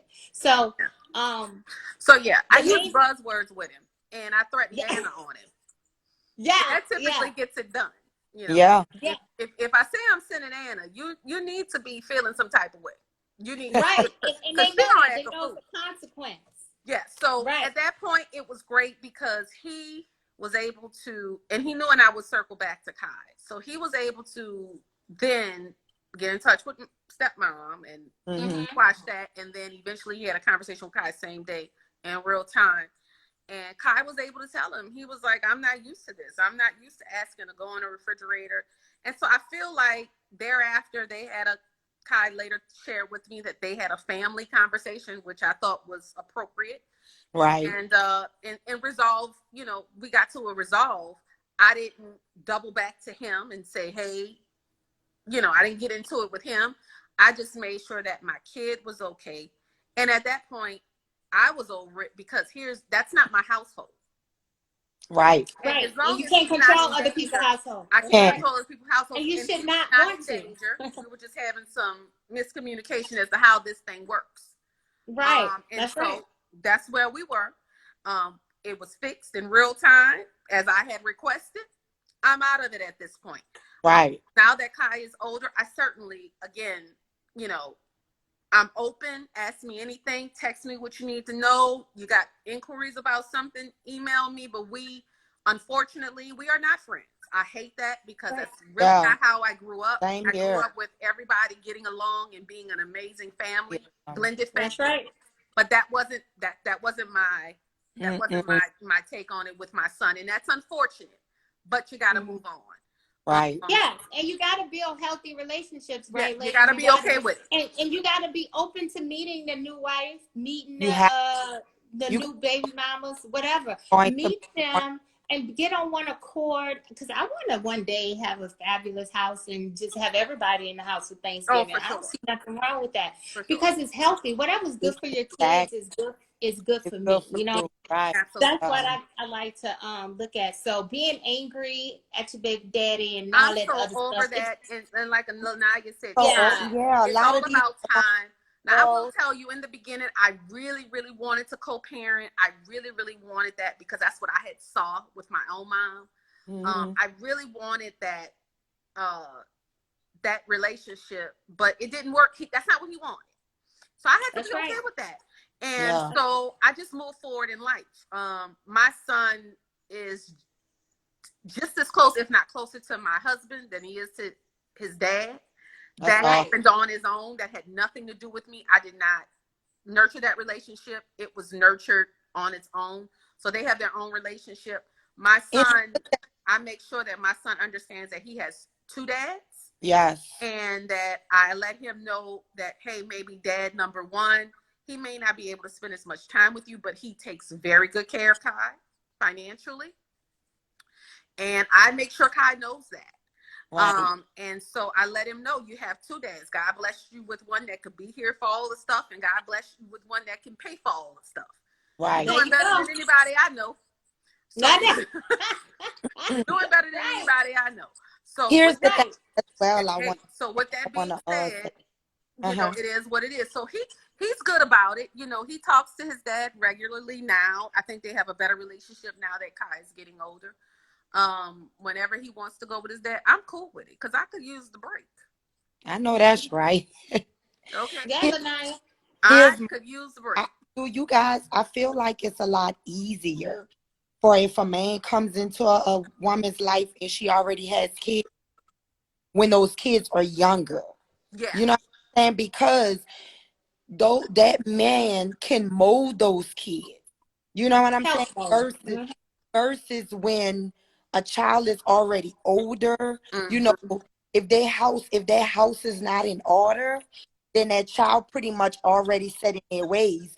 And that man, certain men may not want to come into something like that. If you don't already have your household in order, I don't have time to come into it and try to fix something or tell your child stop being disrespectful or this, that. You know what I'm saying? Some men don't even want to deal with that. They're not No, going to do that. Don't and even that's want to deal super with it. And important, women ladies. either. That's super Women important. either.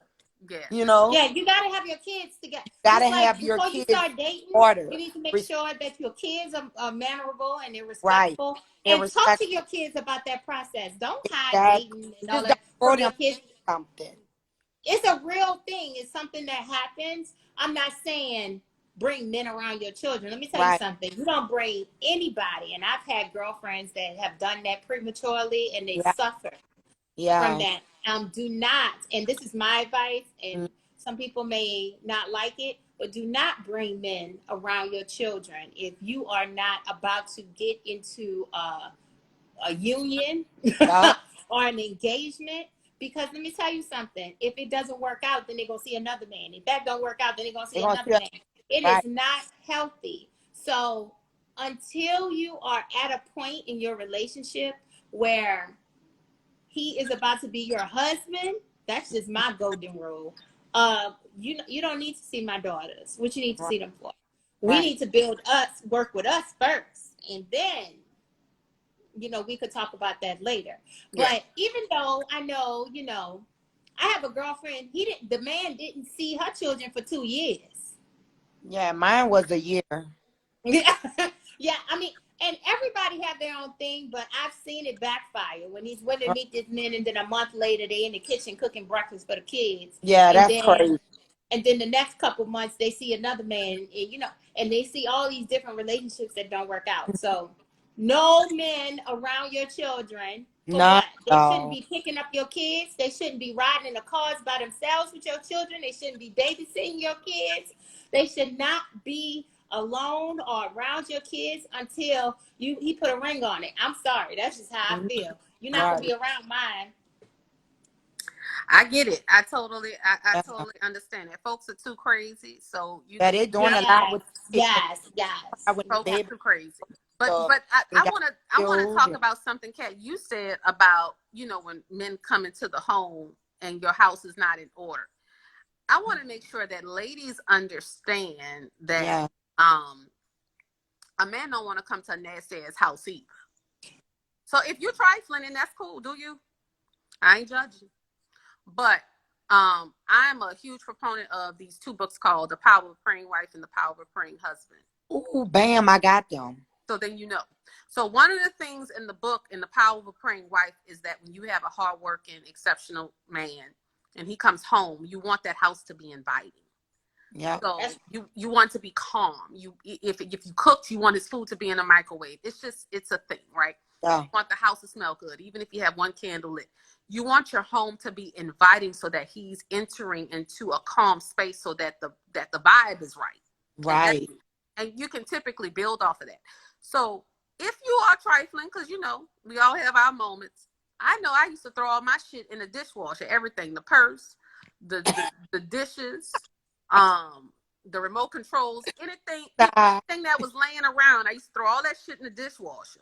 Yeah. If you were so, having like a date night at the house and you didn't have time to clean up. Because let me tell you something, ladies. Don't no man of high value, and I don't give a damn, I stand by this, wants to come into your house and it looks like a shit show. Sure doesn't. They will talk about you. They will screw you and talk about you on the way out. Right. Know that you are not it. Yep. Sure right. It's out of order. And when your head is out of order, everything else is out of order. Everything else is out of order. That's right. So come on, sis. Know that. So get your house together, sis. Get some draperies. Go on Pinterest to find out how to hang them. Or hire somebody to come and hang them. You can hire people to come and decorate, home style your space. That's right. Take a picture and use the picture and go to Marshall's with that picture and get everything that you want in that picture to set up the space that you want. It's plenty of ways. But like I said, some women do not want to do the work. And if you're trifling, throw it all in the dishwasher. and don't turn it on. And everybody had a little space that they like kick stuff and put stuff in. Right. So they don't put it all under the bed. Don't have your house looking a mess. No man of high value wants to be in a woman. A woman is nasty, baby. I'm putting wallpaper up on the windows. Y'all remember that? People used to put bar papers and then putting sheets at the window. Oh, your blinds all ate up. Your blinds all ate up and broken. That's trifling. Get your house together, ladies. Get it together. It's a direct reflection of you. It's a direct reflection of you. Yes. Paint costs what, $10 for a gallon? You can find different colors to deal with. Listen, you can paint yourself. This wall behind me, it took me $50 to do this wall. If you don't have a headboard, just put a bunch of pillows on the bed. That's all. Or get a nice picture that's big. Marshalls and Home Goods and even Big Lots have nice stuff for your house. And also have something living in your house. Have a plant. Make sure that you are personifying what a woman is. A woman makes things grow. We multiply. We surely do, baby. You got to have that in the atmosphere. You got to have that type of messaging and that type of narrative in the atmosphere. Fact. Yes, Liz. Listen, we have to make sure that we have things together. And that's why I put this together, because we know exactly what it takes. We don't know everything, but we know there's something from living on this earth and being in different situations and experiences. Right. And we have a man, I think too, Mr. Baldwin, right? He's my coworker and he's good married. He's been married for a very long time. And I know, it's things that he expects from his wife, right? Mm-hmm. And it's things that you have to expect and you got to keep going. Yeah. And one thing I learned from my mama was that my mama used to say, don't start a habit that you can't keep up. There you go. So my mama said, if you're going to start serving him in the beginning, fixing his plate, then make sure you continue to fix his plate, because you don't want to start a habit that you cannot keep up. Because if you get used to the habit and then you don't do it anymore, he's going to go find somebody else if he's not disciplined, he's going to go find somebody else to fulfill that for Absolutely. him. So yes, that's awesome that we understand that not only do you have to take care of the kids, you need to take care of your house. You need to take Yeah. care of your man too. And let's pivot, and that'll be the last thing that we'll talk about, ladies, Okay. because I know it's going on 2 hours. We've just been talking and talking. We'll have to do Are this you again. say? Are you gonna Let's say? talk about something that we don't really talk about, Okay. which is taking care of your man. Okay. I am a country girl, just like y'all are, and I'm a black Southern belle, Mhm. and I believe in taking care of my husband. Yes. I would not do wife Wife, duties at girlfriend prices girlfriend, again. yes. I have done it before, but and I don't regret anything that I did, because I was actually a wife in my 12-year relationship that ended. But what I emerged from that relationship, um, I would never do again, would be taking care of a man before we're married. Because I had a ring. I just You had didn't multiple have rings. I had multiple rings, right? I just didn't have the commitment. Right. So what I will never ever do again, and I teach my daughter who's on here now, hey Maya, and Mm-hmm. I teach her, don't you do anything that a wife would do for him if you're not his wife. Okay? Boom. There you You Yeah. don't go. need to be cooking meals. You don't need to be please don't be doing no laundry. You don't need to be helping him pay his bills. You don't need to be helping, period. No paying bill. I don't believe in giving a man Yeah. money. I'm sorry. I'm believing Uh, that. you're not my husband. I'm not, no, no. But my thing is, let's talk about that, because we might think that taking care of a man is sex, Mm. right? So much But more it's than that. more than sex. So much more. Um, it's more, because neither one of us on this call have a problem getting a man, or ever had a problem getting a man, or keeping a Mm-hmm. man. My thing is, when to unleash the taking care of, right? When should we be doing this, and what should we be doing?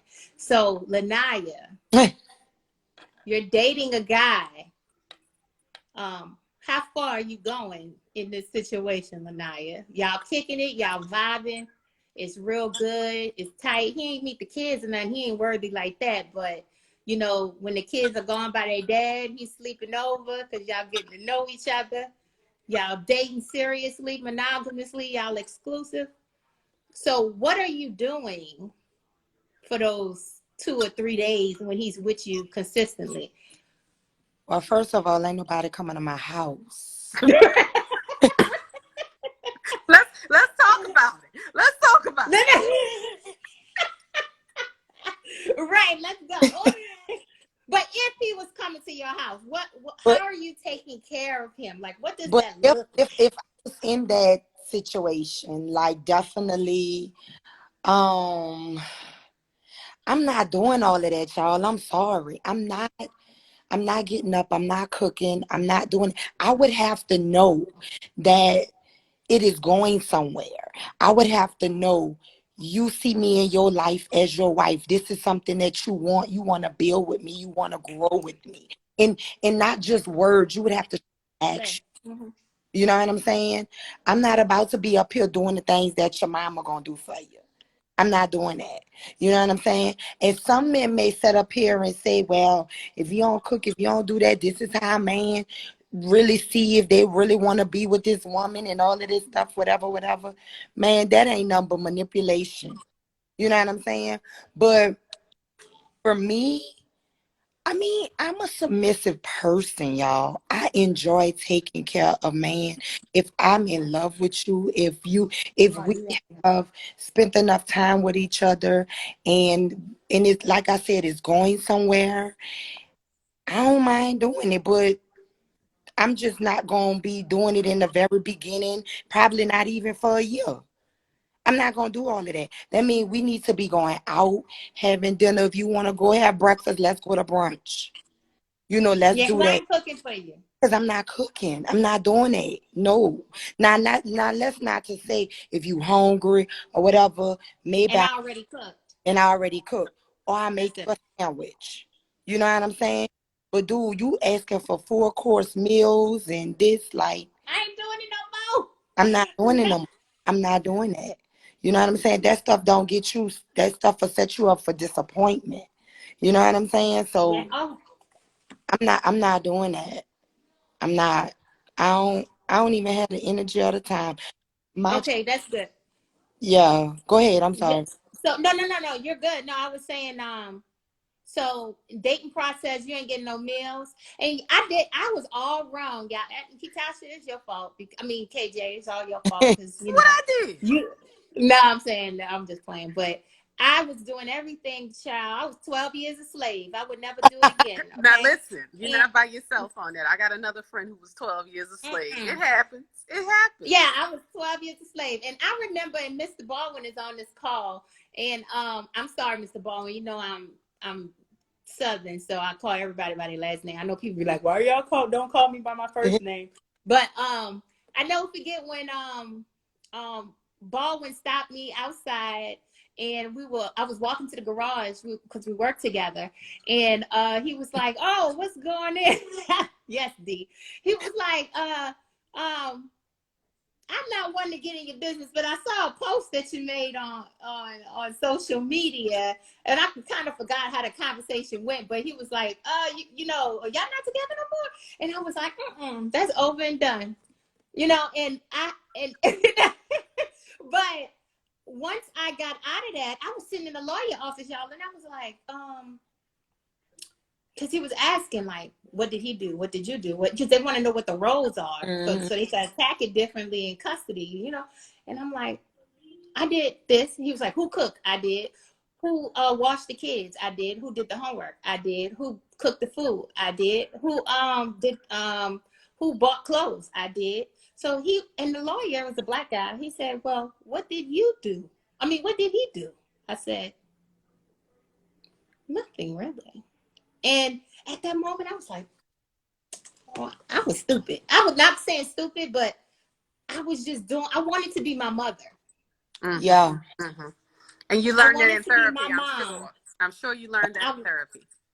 Yes, I wanted to be my mother. My therapist did tell me that. She told me, she said, you wanted to be your mother. I said, I did. I wanted to be my mother so bad because I wanted to be able to take care of a man Hmm. and display my skills of cooking and being a great mother. And I wanted him to just think of me as being the best person ever because this is what I'm doing. And that didn't work out for me. So ladies, I say all this to say, don't be cooking and doing nothing unless you're married, right? Now I got a little bit And of a different perspective on that. I'm not going to say because man. I used to think opposite, KJ. I used to say, oh, he ain't going nowhere because he know how my red beans and fried chicken and Yeah, cornbread is that don't set have up. nothing to do with it. Yeah. But It I got didn't a have little bit of nothing a to do with different it though. perspective. I did I'm not therapy gonna say married. first. I did therapy first, guys, before, because I didn't want to repeat the same mistake twice, right? Right. I did therapy before I met my husband. And he is the only man that has ever, outside of my godfather, my dad, my uncles, who cooked for me first. Mm. So he said it. Now, it was nasty. Okay.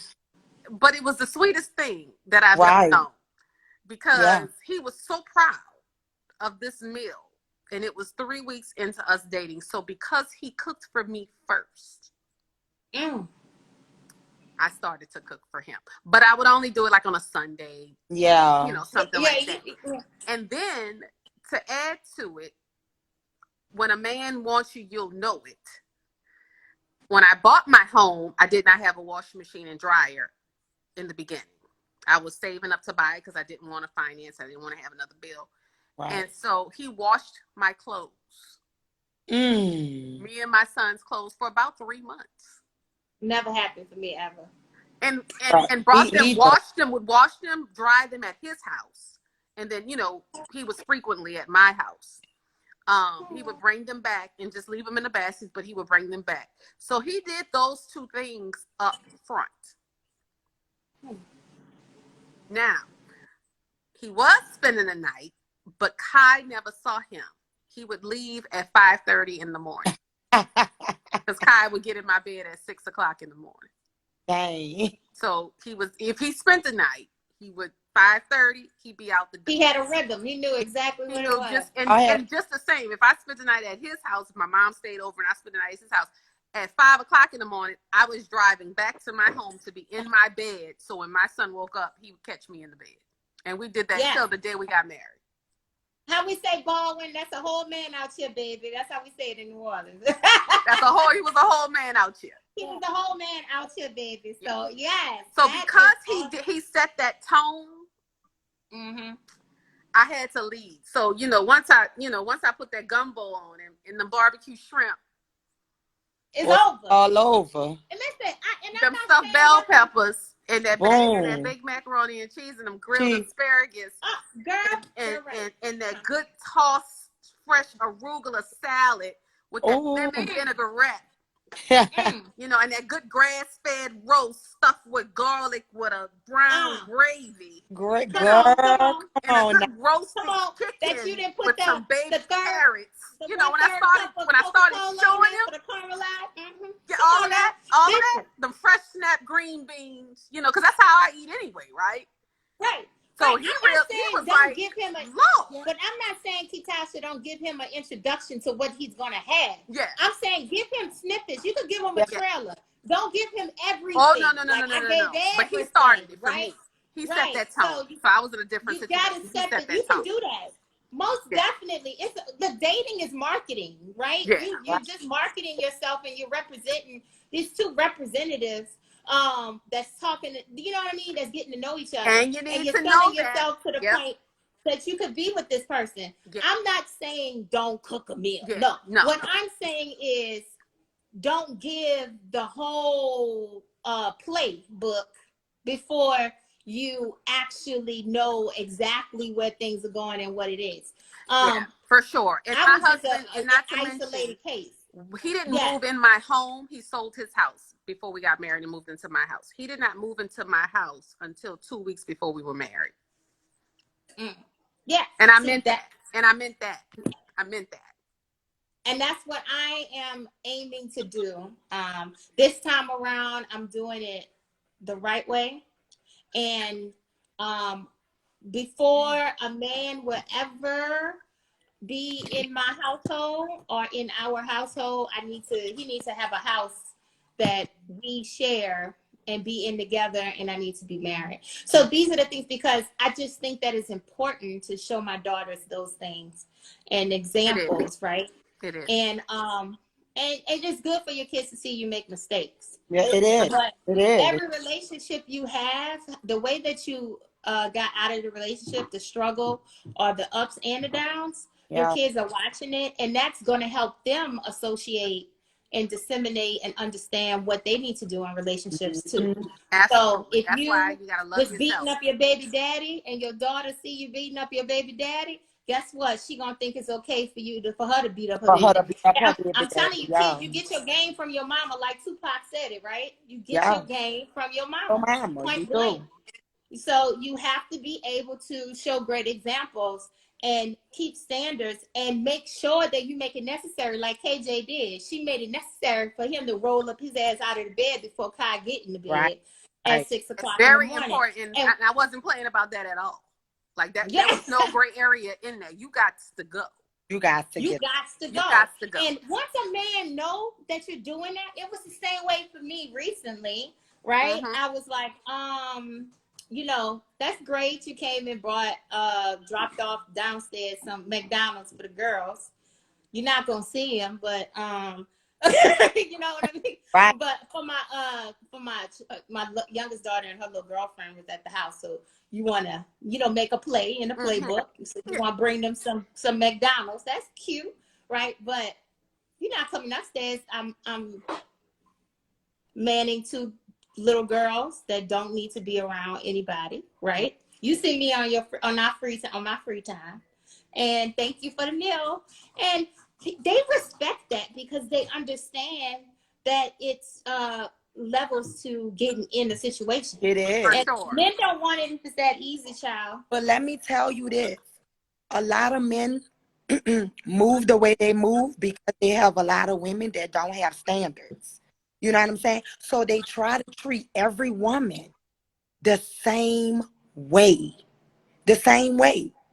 If this woman letting Joe come to her house after knowing him a week, then he meet another girl who's bougie and got standards or whatever and have some substance about something going on with herself, he gonna try to treat her the same way that he did the previous girl. The same way. So a lot of these women, they be making us look bad, y'all. Yes. Look bad. But And guess what? soon He as gotta know he a can't come man with that can't beat us, soon as he does, and then you come with all of these different things that you have to have, you have to do. It's like foreign language to them. They don't understand it. You know what I'm saying? And that's when I just be like, Look, you deuces. gotta just, You just gotta be like, I'm sorry. This is yeah. what it is. If you can't abide by that, then go ahead on about your business. I'm not that hard up. You know what I'm saying? Like, you're not finna be all up in my space. I had one dude ask me, when you gonna cook for me? I said, babe, I don't cook for nobody that I'm not in a relationship or married to. Oh, Cause he girl. posting my food and, all of this stuff and everything. Like, No, I'm not no, cooking for you, sir. Not at no, all. This is not a restaurant. never. Yeah, and Mm. fellas, please don't be asking no woman when you cooking for. And it's so funny is that me and Restoring Kids had this conversation, and I was just telling him, even though we good friends, we never dated, and we never will because we that's the homie. But I was like, don't be asking me to cook. I don't cook no more. I told you I was 12 years a slave. I ain't cooking for you. You got a whole bunch of meals for 12 years, sir. Girl, When we was Catherine, go like all that a with nice little power, family. please. You see I that? ain't cooking no more. Huh? I said, go block that witch off our page, please. Off Oh, our, I just blocked her. I yeah, just took her. She was like, "This is serious." I just took it yeah. off. Yeah, I don't know if really. Girl, somebody said, gonna cook for me tomorrow. They being petty. And listen, and listen with that cooking thing. Listen. You have to really gauge on who deserves that part of you, right? Exactly. So if you cooking for somebody, what does that? Mm, Is he your man? right. Is he your boyfriend? Because if it's something real casual, I get you a plate to go. Uh, Yeah, you know, I might pick you up something on the way through, but you're right. not coming here. Mm-mm. You ain't about to set up here and You're be not serving doing it. like you get served like you a king and all of this stuff, and you Oh ain't no! do a Oh, thing. never. No, the king pay the bills in the house. So until that Boom, happens, we're boom. not doing it. But again, like I said, Oh no! mine It costs started to be cooking the for me. boss. Yeah, it It costs to be costs the to be the boss. boss, and you got to pay to play. And these grass And fed roasts are not cheap. So I I'm gonna exactly. need rolling you to up. So come with it. Listen, after that meal he made me on a Thursday, I think I made him one on Sunday. He was like, I'm gonna buy all your groceries. I said, ooh, now you're talking my language. Yes. somebody in the audience I read earlier. Let me see. Oh, Boga said, my mama said the way to a man's heart is through his stomach. I just got hungry. I know that's right. But Yeah. yes, that's true. I know that old saying. I don't believe that's true, but Me maybe too. not. A lot of stuff Back that in I question now as I gotten older. the day, Like somebody said, love is blind. No, it's not. It's not blind. It's not So blind. a lot of things that I tend to question, that I actually have analyzed over the years. And the last thing, since we are still talking about taking care of your mate, what about sexually? Like, so Kitasha, you're married, Mm-hmm. so keeping it spicy for 10 years, right? You have to do different things, right? Yeah. Or like, does it plateau? Like, you know what I mean? Like, so So what just some things that women can do as wives to stay wives, to maintain, because it's maintenance in a marriage, I assume. yeah, So I'm probably the aggressor in that department more so than my husband. mhm. Because I do like being with him.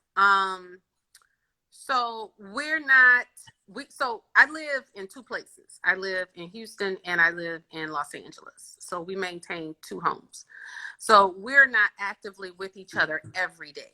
So our sex life is not constant. So when we are together, we're together, right?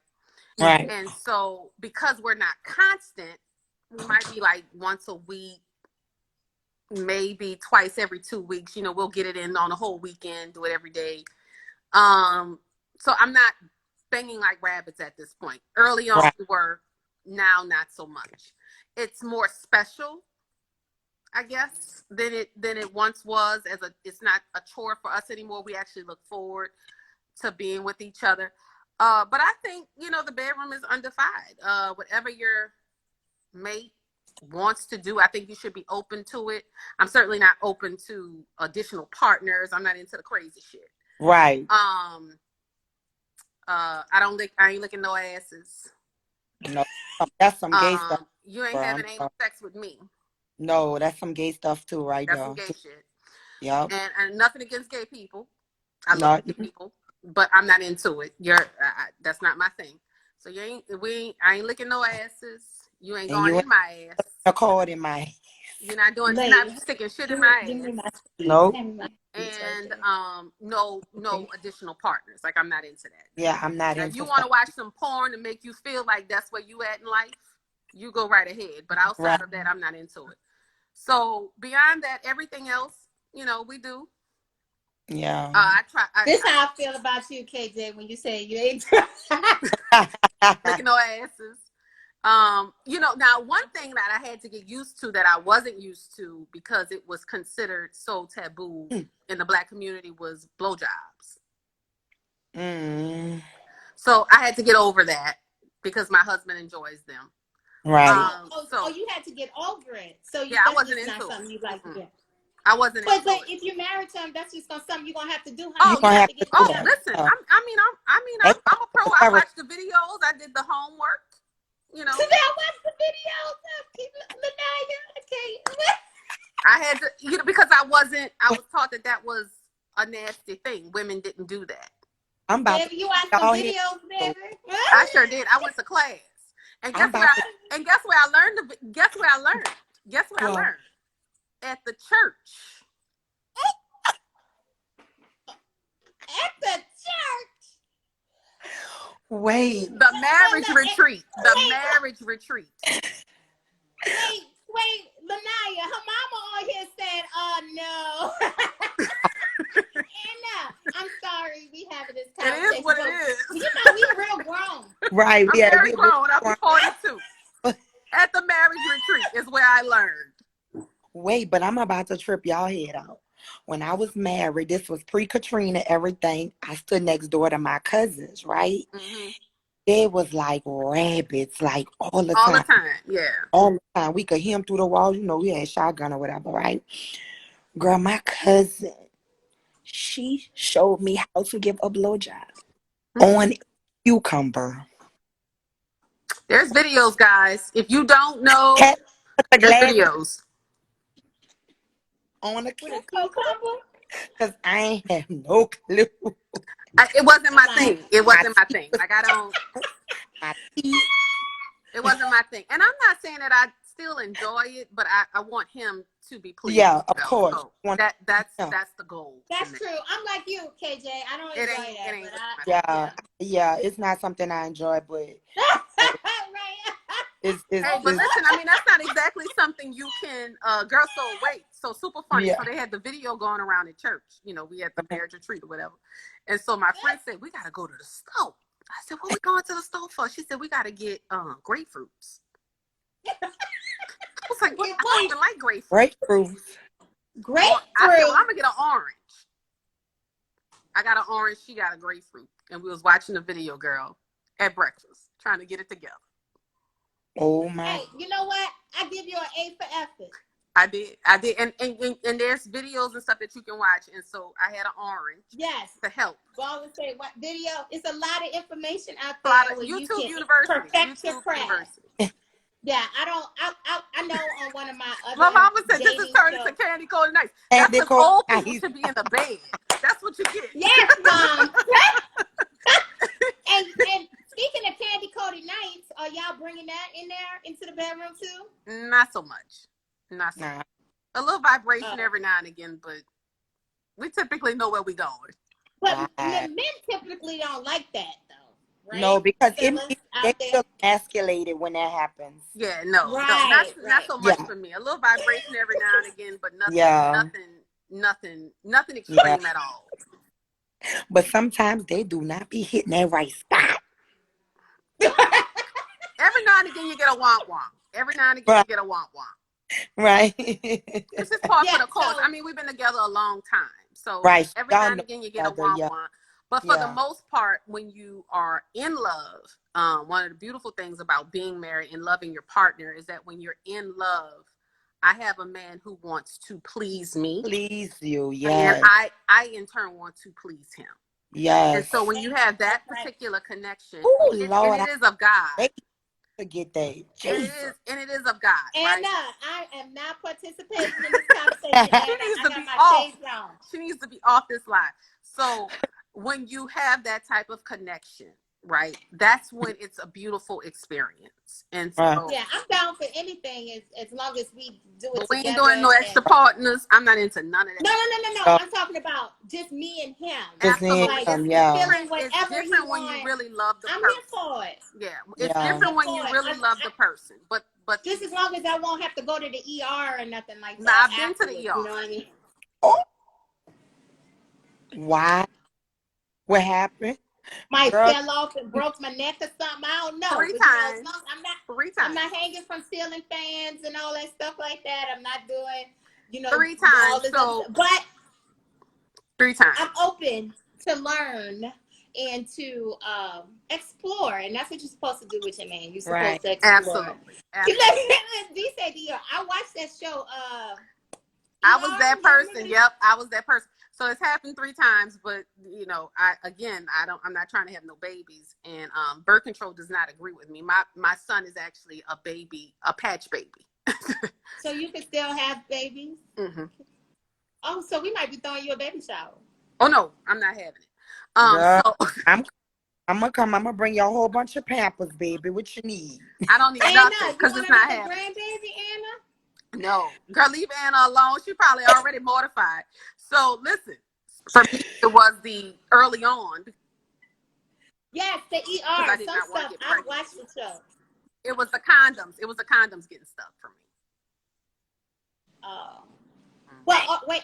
Never mind. That's for I wasn't another trying to show. get pregnant. See, so every now and again, I had to make sure he wore one because I Yeah. was trying to get.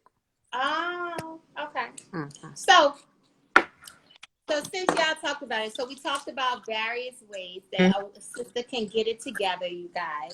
Mm-hmm. We talked about finances. We touched on relationships. We initially talked about self-care, knowing the difference between pampering yourself and taking care of yourself. Pampering is not self-care, all No. right? So knowing that you need to get therapy, knowing that you may need to what? We said raw is law. Not all Raw the is time. law. Not all the time. No, absolutely not. Not all the time. Absolutely not. So no, sir. No, sir. Especially while you're Especially, not dating. If you're dating, raw is definitely not the law. oh, he dating. Yes. Nuh-uh. Absolute. Man. Oh no, wait. I don't. Maybe he's meant the other way. Maybe he said Oh, he said, "Oh no, raw is law." No, so. So strictly raw dogging. Oh no. No, not happening. not over here. Ew. Why are you gonna listen? You're dating. You're not protecting yourself against these women. These women have all kind of stuff that you can't get rid of, sir. And that's Right, for a whole other show when we start talking about self-love, because no right. man will ever be putting nothing unless I know that he is fully capable and able of producing an AIDS test and all kind of different things. And STD then panel. sometimes the You want test the not that panel. accurate. I need that. But I need that panel. You need The a seven, panel. uh, You don't just need the HIV. You need that uh-uh. whole panel. that whole No, panel. no. And any man that lowers his self-worth and value and raw dog anything, I know you shouldn't even be in my cell phone in a contact. So at the end of the day, you want to make sure that you take care of yourself and know that there's people out here that are coming to destroy your life. All right. So the next show, you guys, I know we've been on here for a long time. I do not want us to go on for 3 hours and then people. I enjoyed you guys so much. I know, and it's I so love good. they got to hear all our know your accents and how we do it. And even though we are accomplished women and I love you guys as friends, we don't see each other very often, but when we do, it's always a great time to catch up and talk to you guys. And thank you for coming and supporting me and having this conversation with me. Always. And you know, my folks out there and your folks. So wrapping it up, you know, I'm a teacher, so we have to go through the wrap up scenario, the closure, which is we talked about love, self-care, self-love. We talked about co-parenting, having healthy relationships with your other partner or your ex. We talked about parenting and how you need to invest in your kids and teach them about credit and money management and let them talk to you and be able to be open to communicate with you. We talked about money and credit and getting your stuff together, asking a guy questions, especially on the date, ladies. What's his triple credit score? What's the highest of his triple credit score? That's the question I asked. And I get some napkins at the restaurant, you guys, you know, real quickly. And I tell them, oh, but we could play a game. Right? I only did this with one person. And just so you know, people with good credit, they like to brag about it anyway. So I know right. I do. So they good. Yeah, they like to brag. Right. Women and men with good credit, they like to brag. Oh, so yeah. I was like, so, right, you know, and I play a question game, which I only did this with one person, like I said, with the napkins. But we write down different things. I ask a question, like, what's the highest of your triple credit score? And you write it down on the napkin, and then I write my answer down. Then we show the answer. We're at the dinner table. You know, we just have a whole bunch of little napkins and write stuff down. You can do things in various different ways in order to find out about people. What amount of debt do you have that you're carrying right now? Write it down on the napkin, right? And then we show it. You know what I mean? So all of these things matter when you're trying to invest in somebody or see if they're worth being an investment, because you, just like you look at your portfolio, you have junk stocks, just like there's other stocks that are very meaningful and more lucrative. So you want to make sure you stay away from the junk stocks, right? You want to make sure that you are picking up a skill or a trade where it adds value to you as a woman. So ongoing learning of how to take care of yourself and being a money magnet, like I say, is always important. So we talked about a lot of stuff, ladies, and I hope we helped some folks or even enjoyed or enhanced some conversations that we had. I learned. Yes, I did too. And I am one of those people who like to brag about my credit score and my debt. I got 50,000 debt and a 760 credit score. You go, girl. Yes. Come on. So, yeah, it's sexy to talk about credit. It's good to talk about those things with your mates. Make sure you talk about money before you have sex. Yes. That's my advice.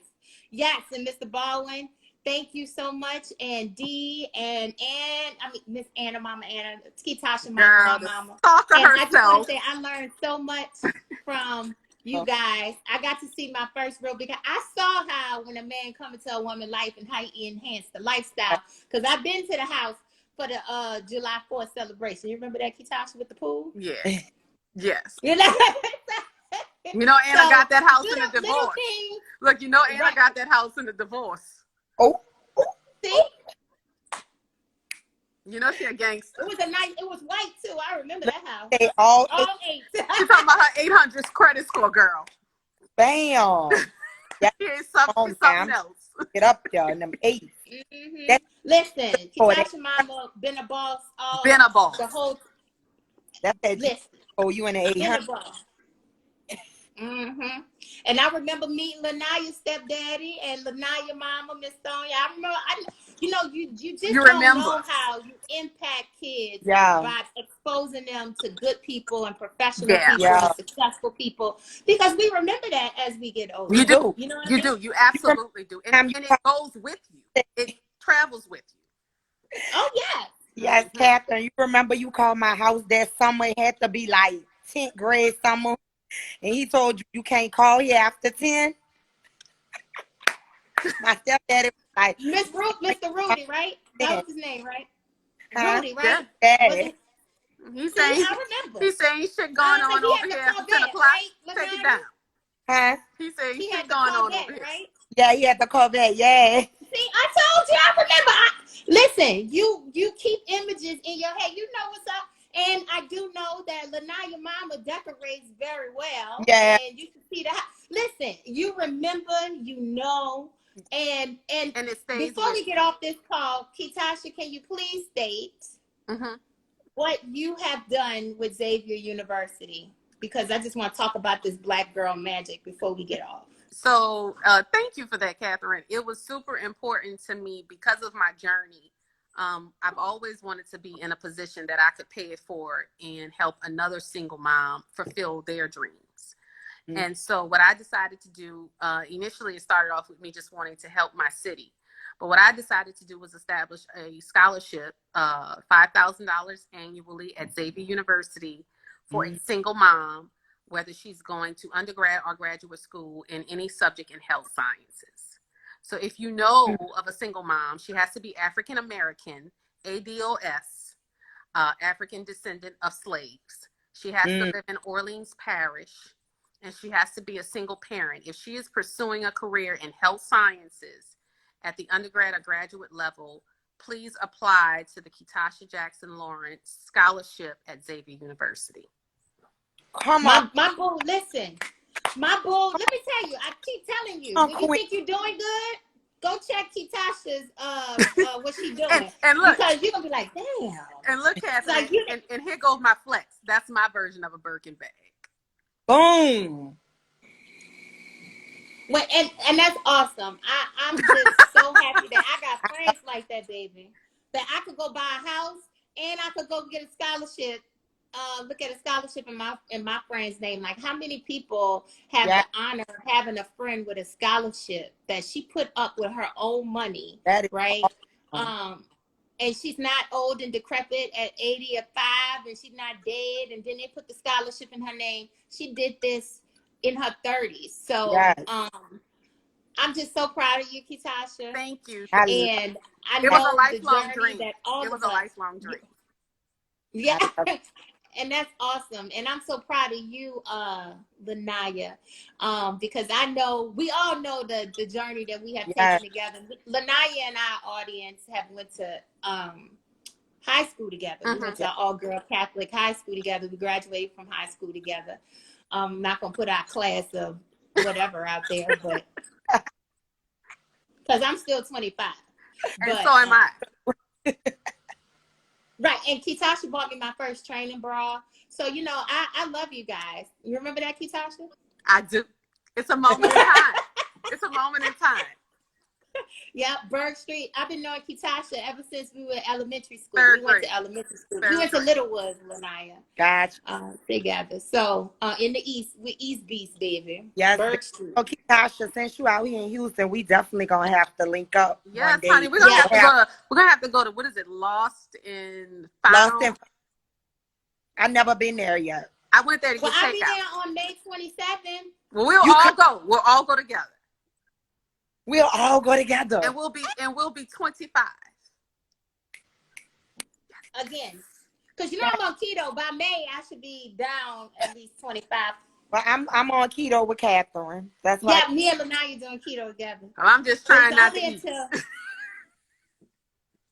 I'm just trying to. This is good talking because I didn't eat nothing. I could have snacked, but that's okay. But anyways, I appreciate you girls. I love y'all. And it's just from the bottom of my heart, I'm fully indebted with you guys. Like I say, anything you need. I'm constantly working on myself and constantly working on being a good friend and a good sister, a good friend from afar. So I Yeah. just want to let you all know how I appreciate you all. And I'm giving you your flowers now because I think you're awesome and you're wonderful. And Yeah. you all show me different things and we learn from each other. But I just want you to know that you have all made an impact in my life because it's not always about what you got. It's about who you know and what you Who do you and the know? That's right. things that you have. So I appreciate y'all, and I'm not gonna keep you any longer. But Did you record this? yeah, I'm gonna record it and I'm gonna put it on my IGTV, and then I'm gonna also have it on my profile page. On Facebook? I'm gonna send the video. I could send the video to you. Yeah, yeah, you could do that so I can post it as well. Yeah, and then I'm gonna put it on my YouTube channel, my teacher tube. So I have it. I'm not my teacher tube is another YouTube. Okay, But I okay. have it over there too. I love it. But I love you guys. Anything you want to say before we leave? Just love you all. just love you. All Thank this you, black girl Chris. magic, pixie through all dust. I'm into it. Yes, I love it. All right, boo. Y'all on May Well, I will. 27th. All right. See y'all soon. All right, May bye. 27th. May May 27th. 27th. I'll be there in H-Town where it all goes down. That's right. Oh,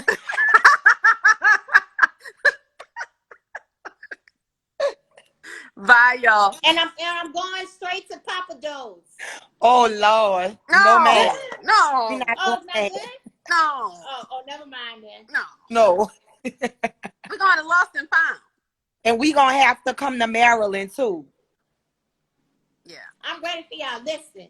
So we I can got a put place that for you joint to stay. out. Like you said, that joint. Yes. Pull up and pop out. I'm Yes. waiting for y'all. But all right. Bye. We can stay on here all All right, night. y'all. Bye, guys. Bye, y'all. Love Bye-bye. y'all. Bye.